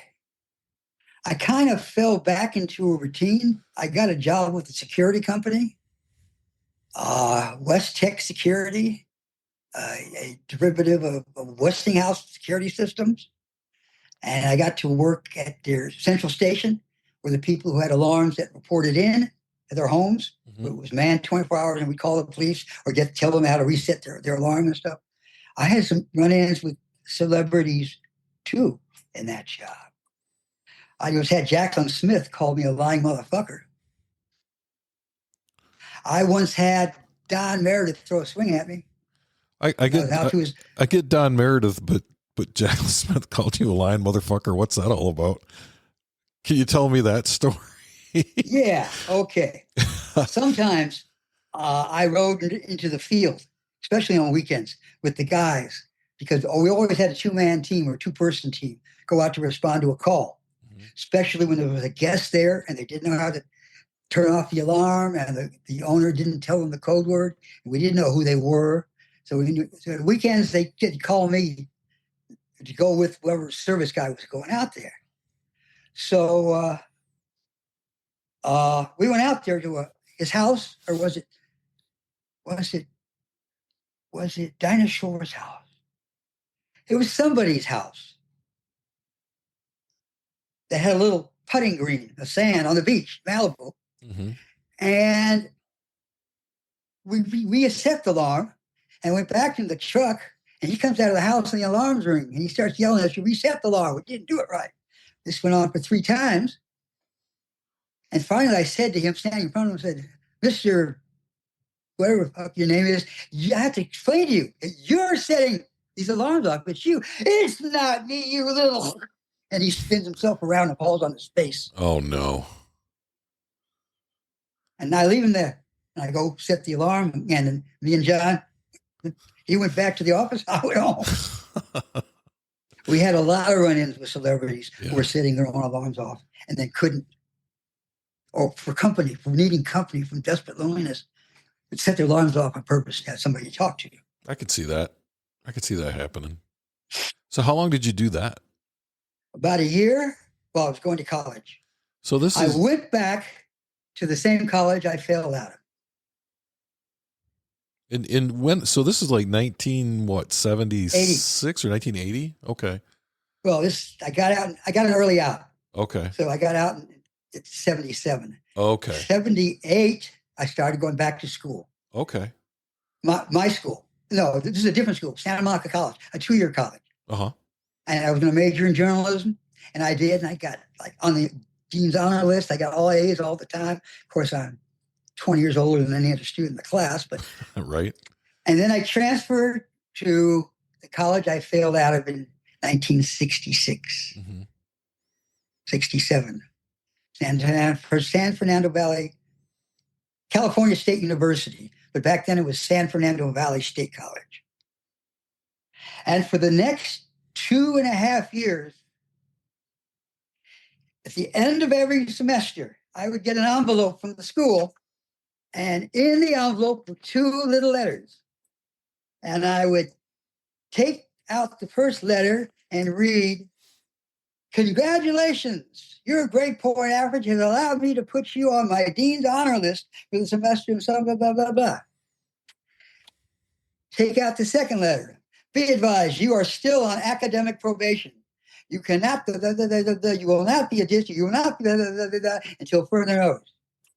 For the next 6 semesters, I got that double letter.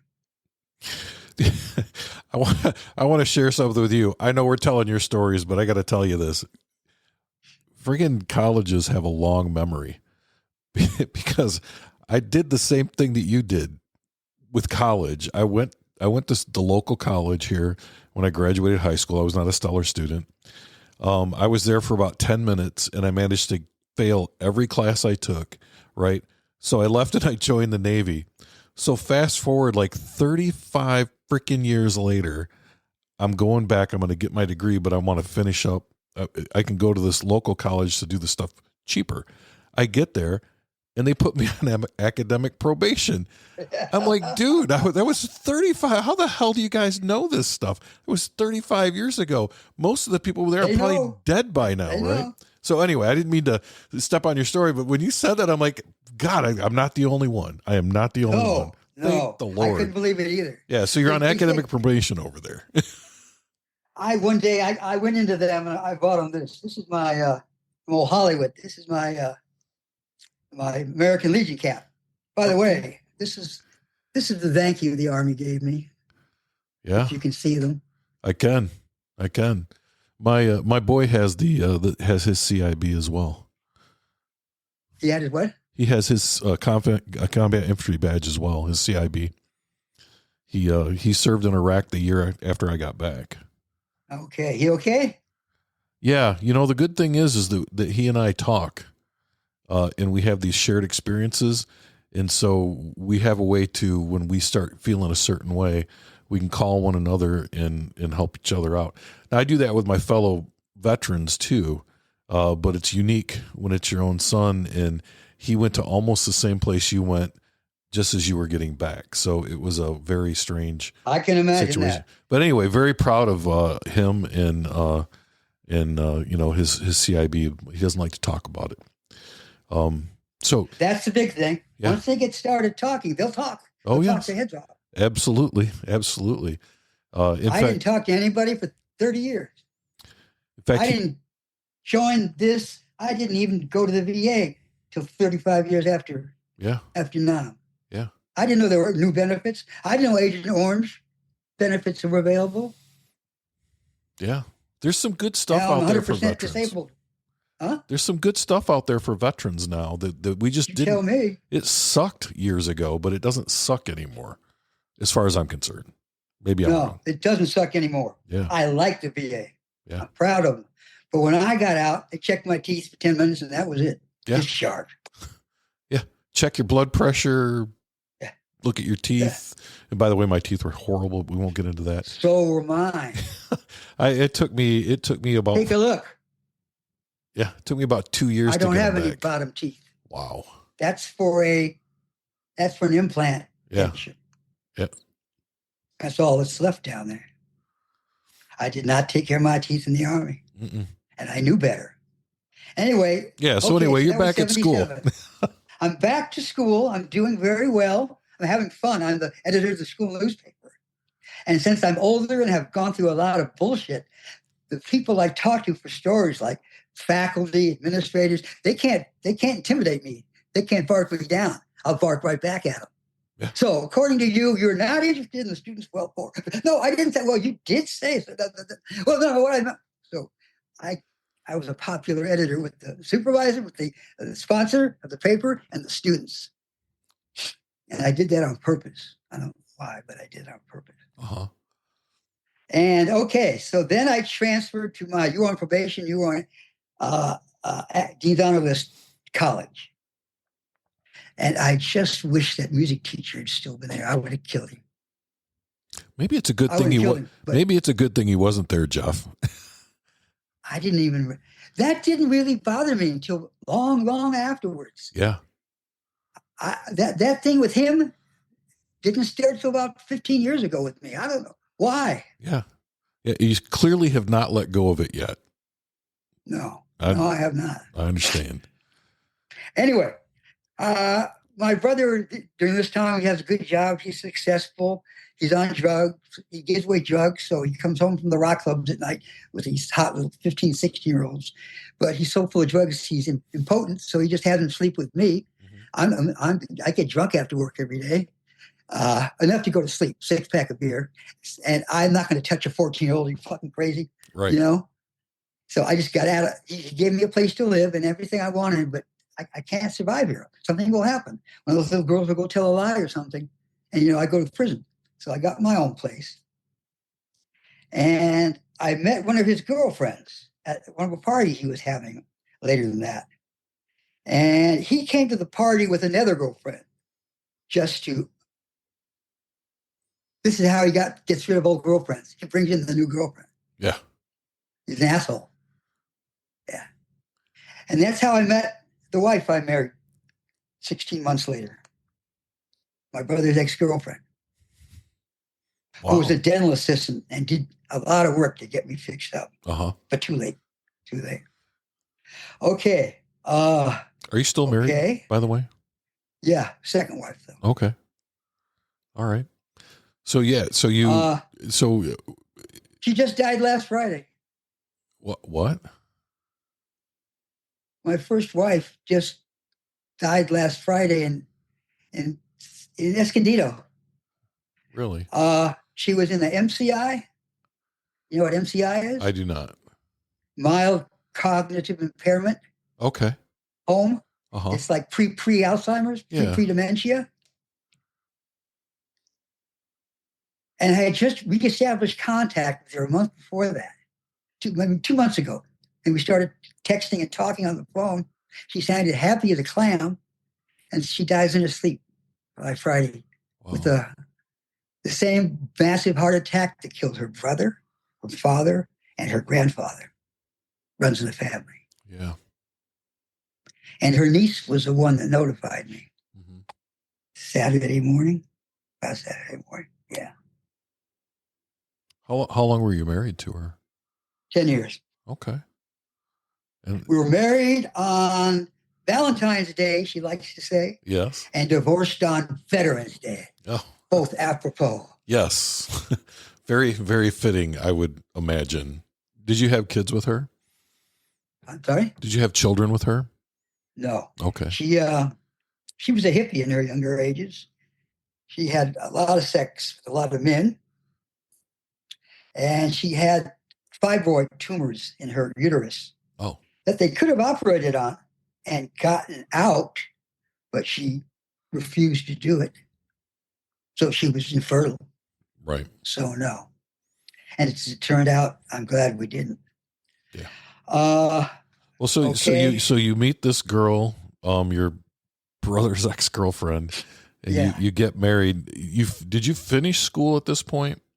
Yes. Okay. I finished school, not summa cum laude or magna cum laude, just cum laude. Okay. That's like the third one down? Yeah. Yeah. I finished college cum laude with a bachelor's degree in journalism and a letter from the dean's department saying, you are still on academic probation. You got to be shitting me. Has been informed by the admissions office you will remain on academic. Even though they conferred your baccalaureate degree on you, they still said that. Now I keep getting fundraising things from the bastards. Yeah, they don't. It's not enough that you paid to go there. Now they want you to give them more money. Who knows? After I graduated, my wife and I bought a little house.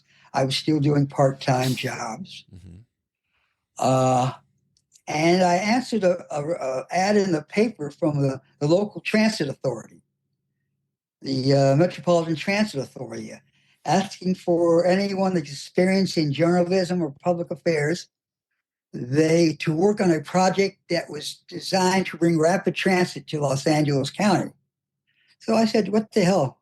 I'll put on a suit and go down there. 20 minutes after I was down there, I had the job. And I was a lobbyist for what at that time was called the Southern California Rapid Transit System. It was the bus company. And it later became, and we sold. Our job was to sell the concept of Metro Rail to all the 52 cities in the county, to the city itself, to the county, to the state. We were lobbyists. That's what I did for 3.5, 4 years. And then I went to a private company, hired me as a consultant, and did the same thing for another 3.5, 4 years. And right around 1988, I did that for the 80s. Okay, I did that for the 80s. My marriage was getting shaky. She joined AA, and it made her a different person. It made her a different person. A still very nice person, but not the person I married. So I also had developed ID then. No, ED, erectile dysfunction. But they didn't have meds for it then. They didn't have the little blue pill. They didn't have any blue pills. Yeah. No. They had testosterone, which I started on. And hair started to grow to the back of my knees. And no, I can't do this. I can't be shaving the back of my knees every day. I'm not going to do this. On my nose and stuff. I look like a witch. So I didn't go the testosterone route, as it turns out, a very wise choice. Yes. And then once a month in Los Angeles, a biggie big in the United States, biggie big world of politicians, billionaires, corporate CEOs, all that, came to LA, and in one of the meeting rooms of like Arco Oil or Southern California Edison, one of the huge big, auditoriums, they'd come out and it was free to the public, and they give you, some coffee and a wrapped up sandwich, and you go listen to these guys talk.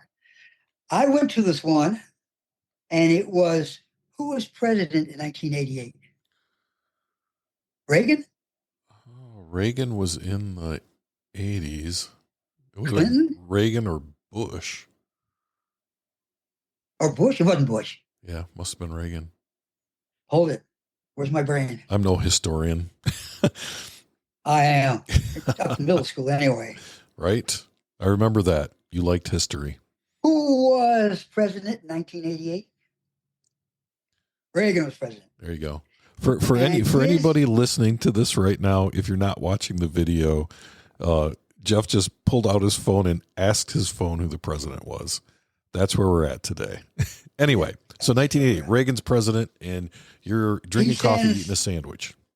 Yeah. And he sent his Secretary of Education. He was the speaker for that day. And he gave a very, very profound speak. And it really registered with a lot of people. And basically what he said to us, hotshot, high-paid consultants and CEOs and executives, was lock your door to your office tonight and don't come back. And tomorrow morning, you walk into a public school and you start teaching. And I did. Wow. How'd you like it? I had to join the school district and go through the test and everything. I get that, but I must have liked it. I stayed in it for the next 25 years. Yeah. What grades did you teach? I taught from 1989 to 2009 in the Los Angeles Unified School District. And I taught from 2014 to 2019. I was a professor of English at a technical college in Thailand. Wow. Well, tell me about the first day walking into a classroom teaching. Now, were you teaching high school or middle school or grade school? This was middle school. Okay. This was middle school. Okay. So, yeah. My temporary credential was only good for secondary, middle school, high school. Okay. They tore me a new asshole. Yeah. They did. These 12, 13-year-olds. They're good at it too, aren't they? I substitute teach. So I My hat is off to you, amigo. I love it. I love those kids. They are not fun. I love them now too. They are not fun, but I love them. Anyway, so they ripped you up, didn't they? I can walk into any high school, junior high classroom and have that class eating out of my hands in 10 minutes. Yeah. Because first I make them afraid that I'll hit them. I convince them I will. And that takes care of the boys. And then I start flattering the girls, and that takes care of the girls. I don't physically hit them. I just intimidate them. I just stand next to them, glaring down at them, and it worked. Yeah. Yeah. No, I don't think you have to threaten kids. They know. Yeah. And at some level, Anyway, they know you're not going to hit them, but they just don't know for sure. that's right. So, That's right. yeah. For weeks and weeks, this went on. Uh-huh. And one day, my wife said to me, dear Ruthie, who passed away this week, she said, "You know what your trouble is, Jeff?" I said, "No, what?" She said, "You look like a businessman who made a wrong turn and walked into a classroom instead of an office." Because I was still wearing my business suit, the vest, three-piece suit and ties.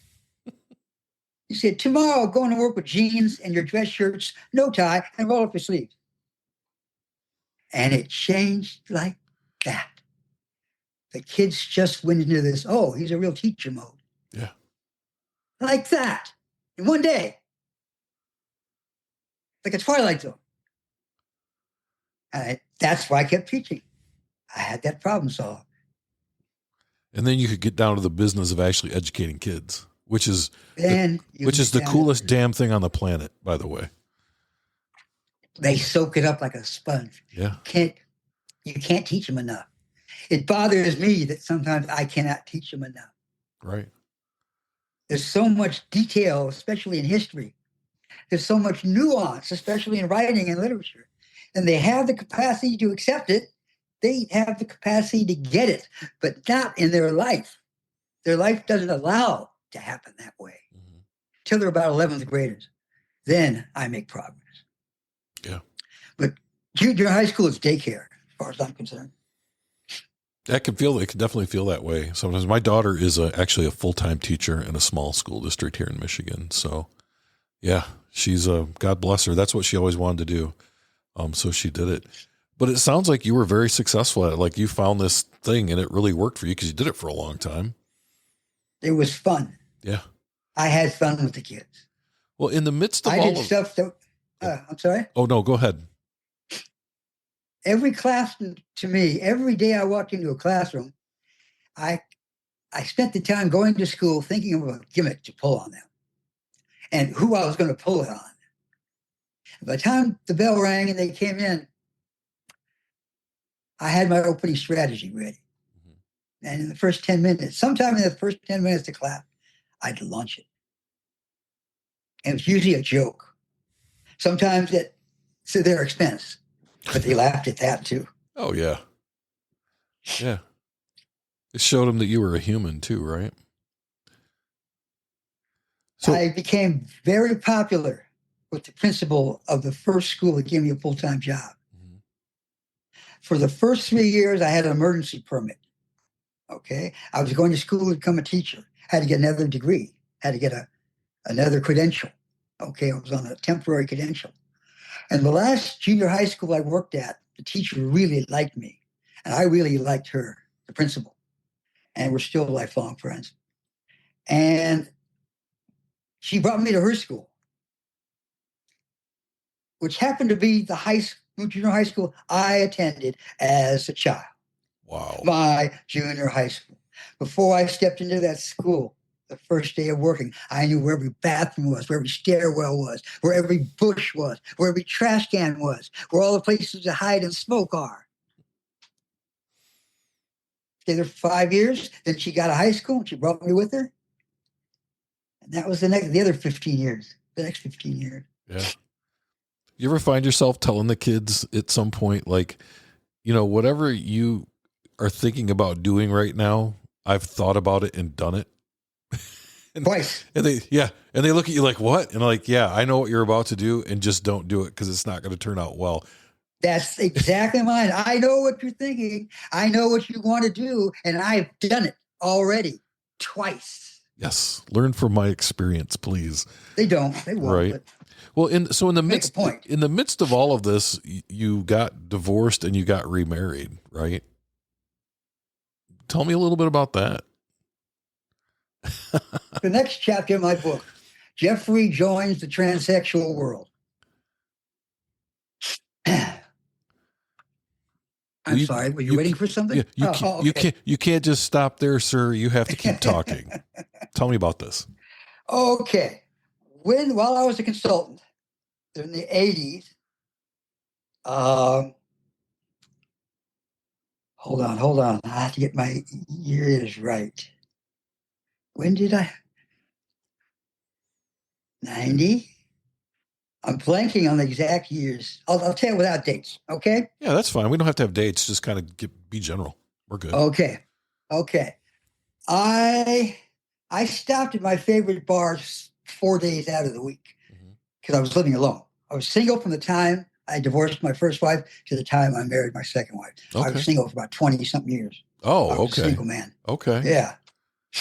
And so I got very I got very friendly with one of the servers there. Okay, she was just a little different than the rest of them and more friendly, and she'd tell me her personal problems and everything. And about 2 years into that relationship, it struck me why she is the way she is. Because never in a million years could you tell by looking at her that she was a he. And that kind of threw me for a loop. And while my head was spinning from that, there are several doctors. Let me back up. There is a big medical tourism business in Thailand. Yes. Huge. These doctors all come to America and are trained at Harvard, Yale, Princeton, and they come back to practice in Thailand. But you pay a dime on the dollar in Thailand for what they know, what their training is, okay? This is the biggest deal in town.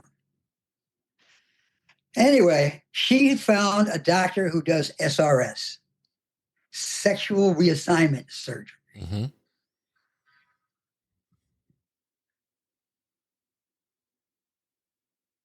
All right. Uh, anyway, she was saving the money. She had made an open appointment with a surgeon there to have the operation done. But you cannot go there alone. You have to have a companion because the second week you're there while you're recuperation, you're living in a hotel room and you can't be there alone. You have to have someone with you, a member of your family, somebody, a friend. And she could not find anybody to go with her. And I volunteered. So that's how you ended up in Thailand. Yes. Teaching. Okay. The first time. Okay. No, I ended up teaching in Thailand because of my wife. Okay. All right. Not because of this girl. I'm not going to get ahead of myself. So I saved enough money. I was kind of well-to-do at the time. My father had passed away and left me a nice bequest. And so I chipped in to the amount she was short for airfare. And I paid for my airfare.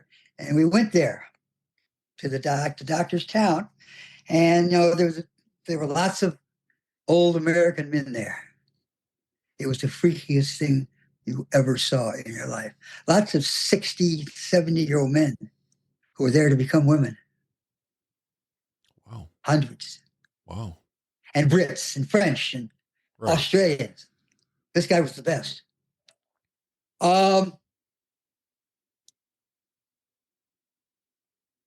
While we were there, each patient was assigned a patient liaison member from the doctor's clinic, a staff member, that would check vital signs a couple times a day before and after surgery.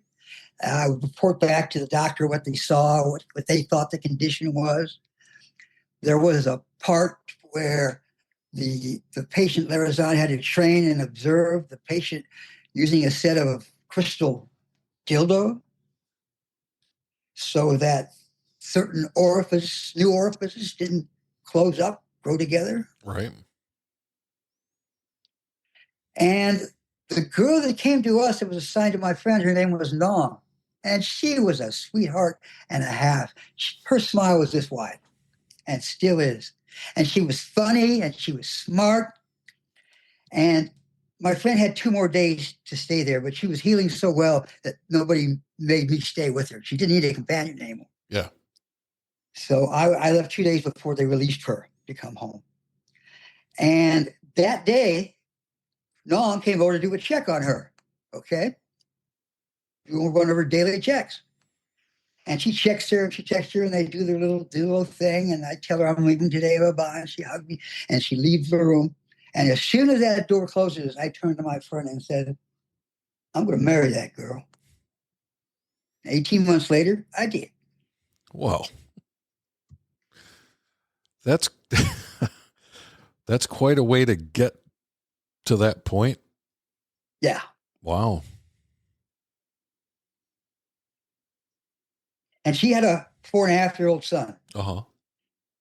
that was a little jerk, but growed up to be a great man, young man.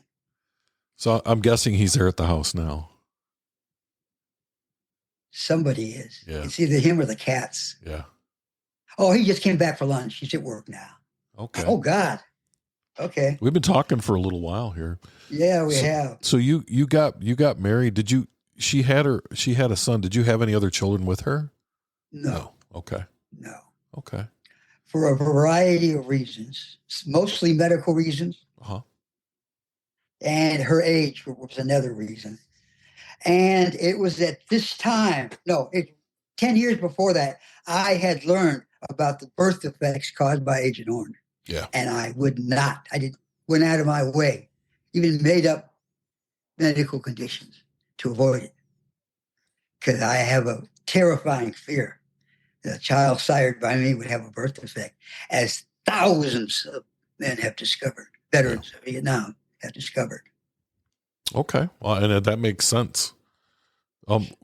So how was teaching in Thailand? What was that like for you? Okay. Insert something here. Yes. The reason we went to Thailand, my wife spent her first 6 months in LA with me, and it was too cold for her. She couldn't survive in LA. She said, I hear if we move north, there's a lot of Thai people. Uh-huh. And they say the weather's fine. So I had a rental house in Davis, California. UC Davis up there north of Oakland, San Francisco. And so I kicked the students out there when we moved in there. And the first winter came and she was too cold. Okay. Mm-hmm. So I moved to Florida. It wasn't too cold there.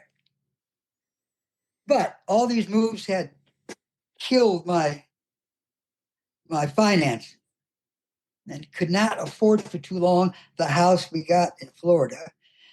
I had bought a brand new house when we got married in Thailand. So we moved back to Thailand. Uh-huh. And it was during that stay there that I got hooked up with this teaching job at this college there. Okay. My students, have you ever seen Asian female college students? I mean, I live right by Michigan State, so yeah, I do. I see them all the time. You see what they wear? Yes. I had 20 to 30 of those 4 hours a day for 5 years. It was heaven. Yeah. It was heaven on all counts. They cried an ocean of tears when I left. I still get emails and Christmas cards saying, please come back. They're not even in school anymore. Right. But I loved them and the few boys that were there, and they loved me. And the owner of the school loved me.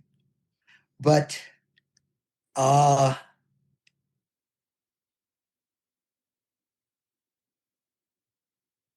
had been away from America long enough.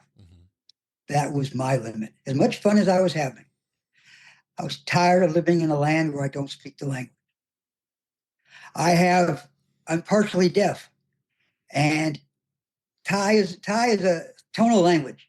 And if you can't hear the little nuances between the you can't understand the words, and I cannot hear them. Mm-hmm. So I was not having fun living in Thailand.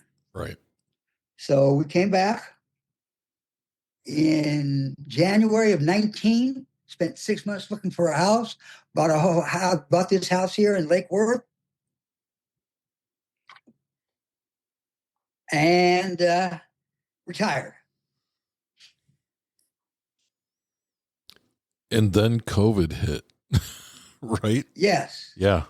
Then COVID hit. And we went into lockdown. Mm-hmm.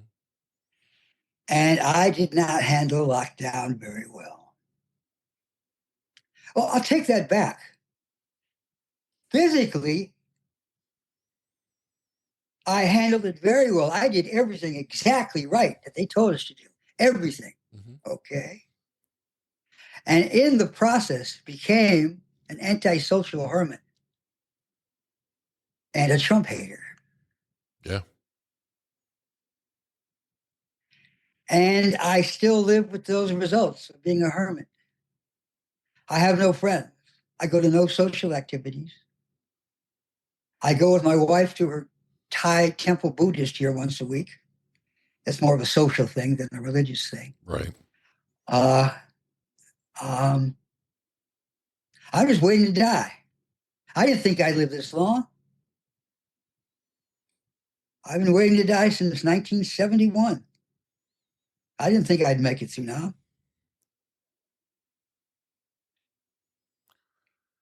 Do you think maybe there's something that you're supposed to accomplish?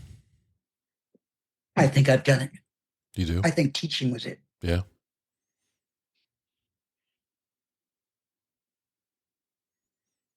When my father died, he left me $1 million tax-free in cash. I left it in his stock market account and ran it up to 1.78 million. And then I proceeded to spend 3 years giving it away. I gave away a penny. I don't know why I'm crying. How did you give it away? You just gave it away? I helped thousands of students who were in hard times, thousands of veterans who were in hard times, thousands of bums who were in hard times, thousands of students' families who were in hard times, dozens of transsexuals who were in hard times.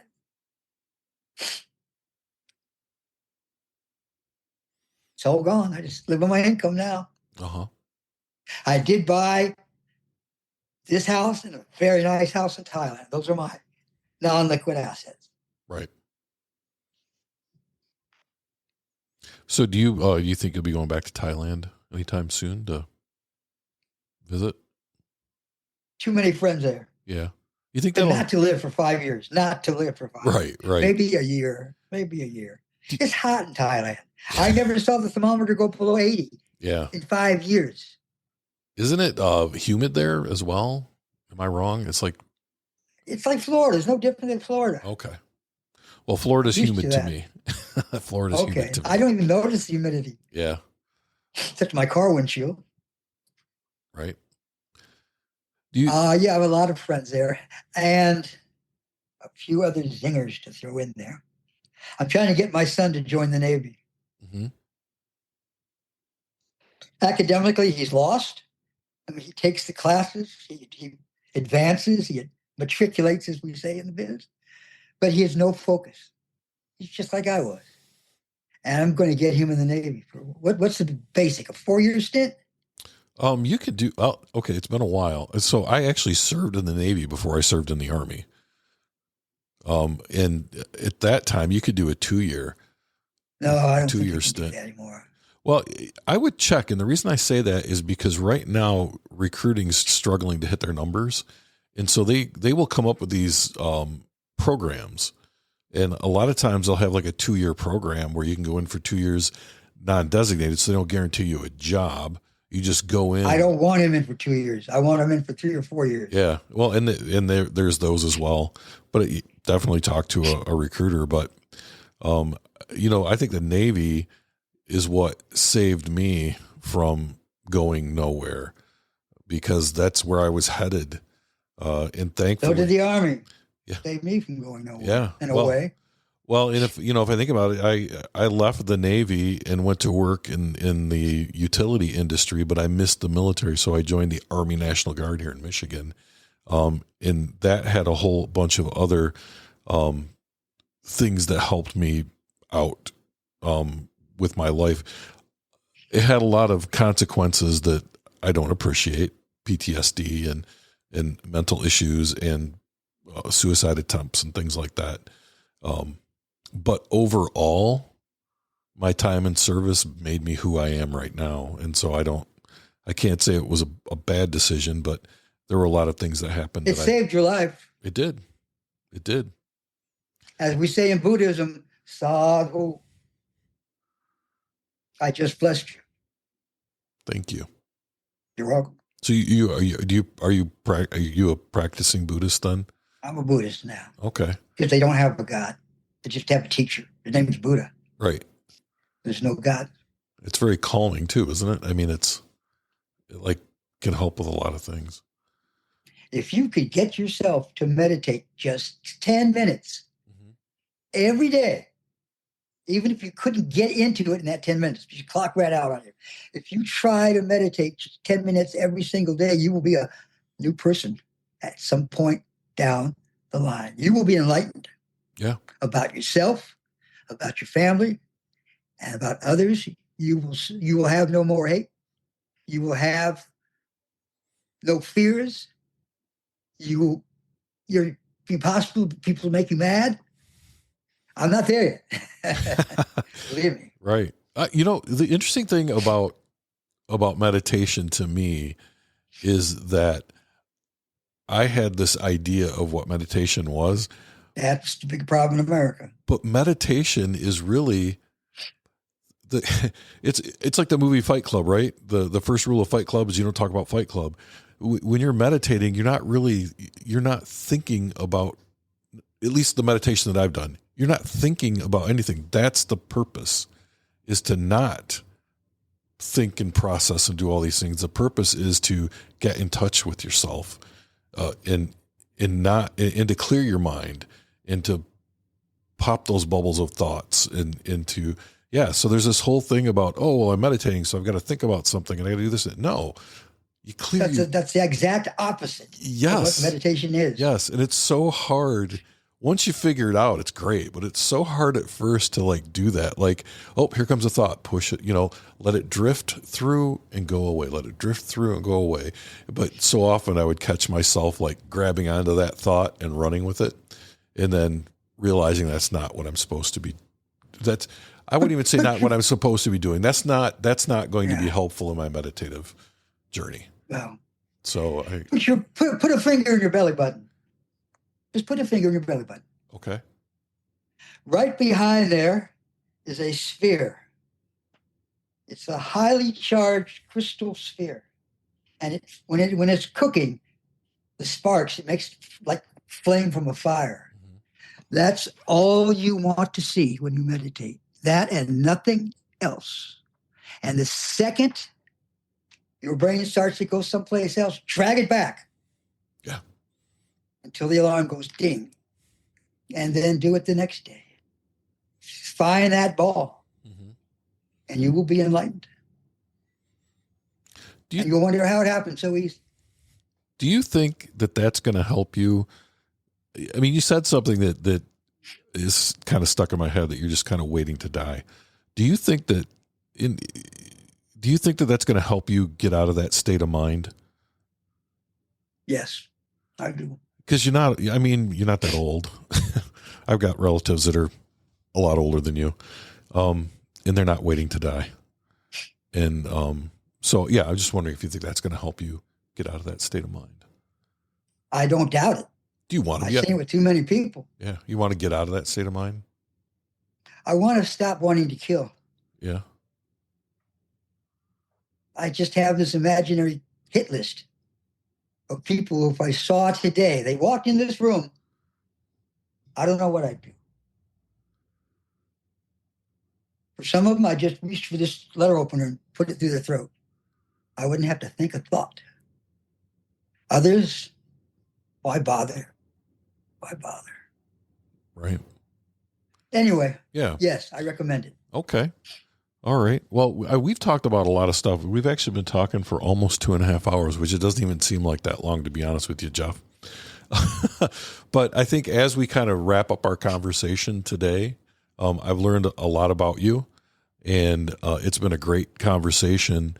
But before we go, I always ask the same question. And the question is, when you and I are gone, because someday we will be, what is it that you want people to take away from your life and from our conversation today?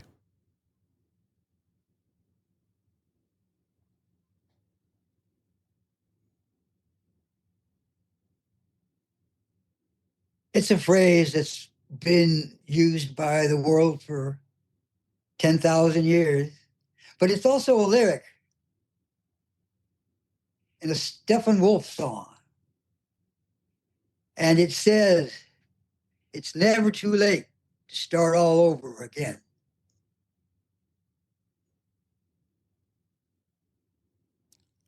I think you're absolutely right. By the way, I used to listen to Steppenwolf Gold. It was a great album. Had all their good stuff on it. Anyway, well, thanks for sharing that with us. I like that. Thank you, Bill. Never too late to start over again. What's that? It did a lot for me. I'm glad. I'm glad that helped. That's one of the reasons we do this. Thank you for listening to the Veterans Archives podcast, where every veteran story is honored and celebrated. Join us as we explore the rich histories and experiences of those who have served our nation. You can catch our podcasts on all major podcast platforms, as well as every Wednesday at 2 p.m. Eastern Standard Time on Wreaths Across America Radio. At Veterans Archives, we believe your story matters. Visit our website at www.veteransarchives.org to discover more about our mission, access resources for veterans, and stay updated on upcoming episodes. Connect with us on Facebook, Instagram, and LinkedIn to engage with our community. Subscribe, like, and share to spread awareness about our veterans' stories. Whether you're a veteran, a supporter, or simply curious about the profound journeys of those who have served, Veterans Archives invites you to listen in, learn, and be inspired. Join us as we continue to honor and preserve the legacies of our veterans. Remember, your story matters. Visit us online today at www.veteransarchives.org and connect with us on social media and stay informed and engaged. And as always, thank you for your support.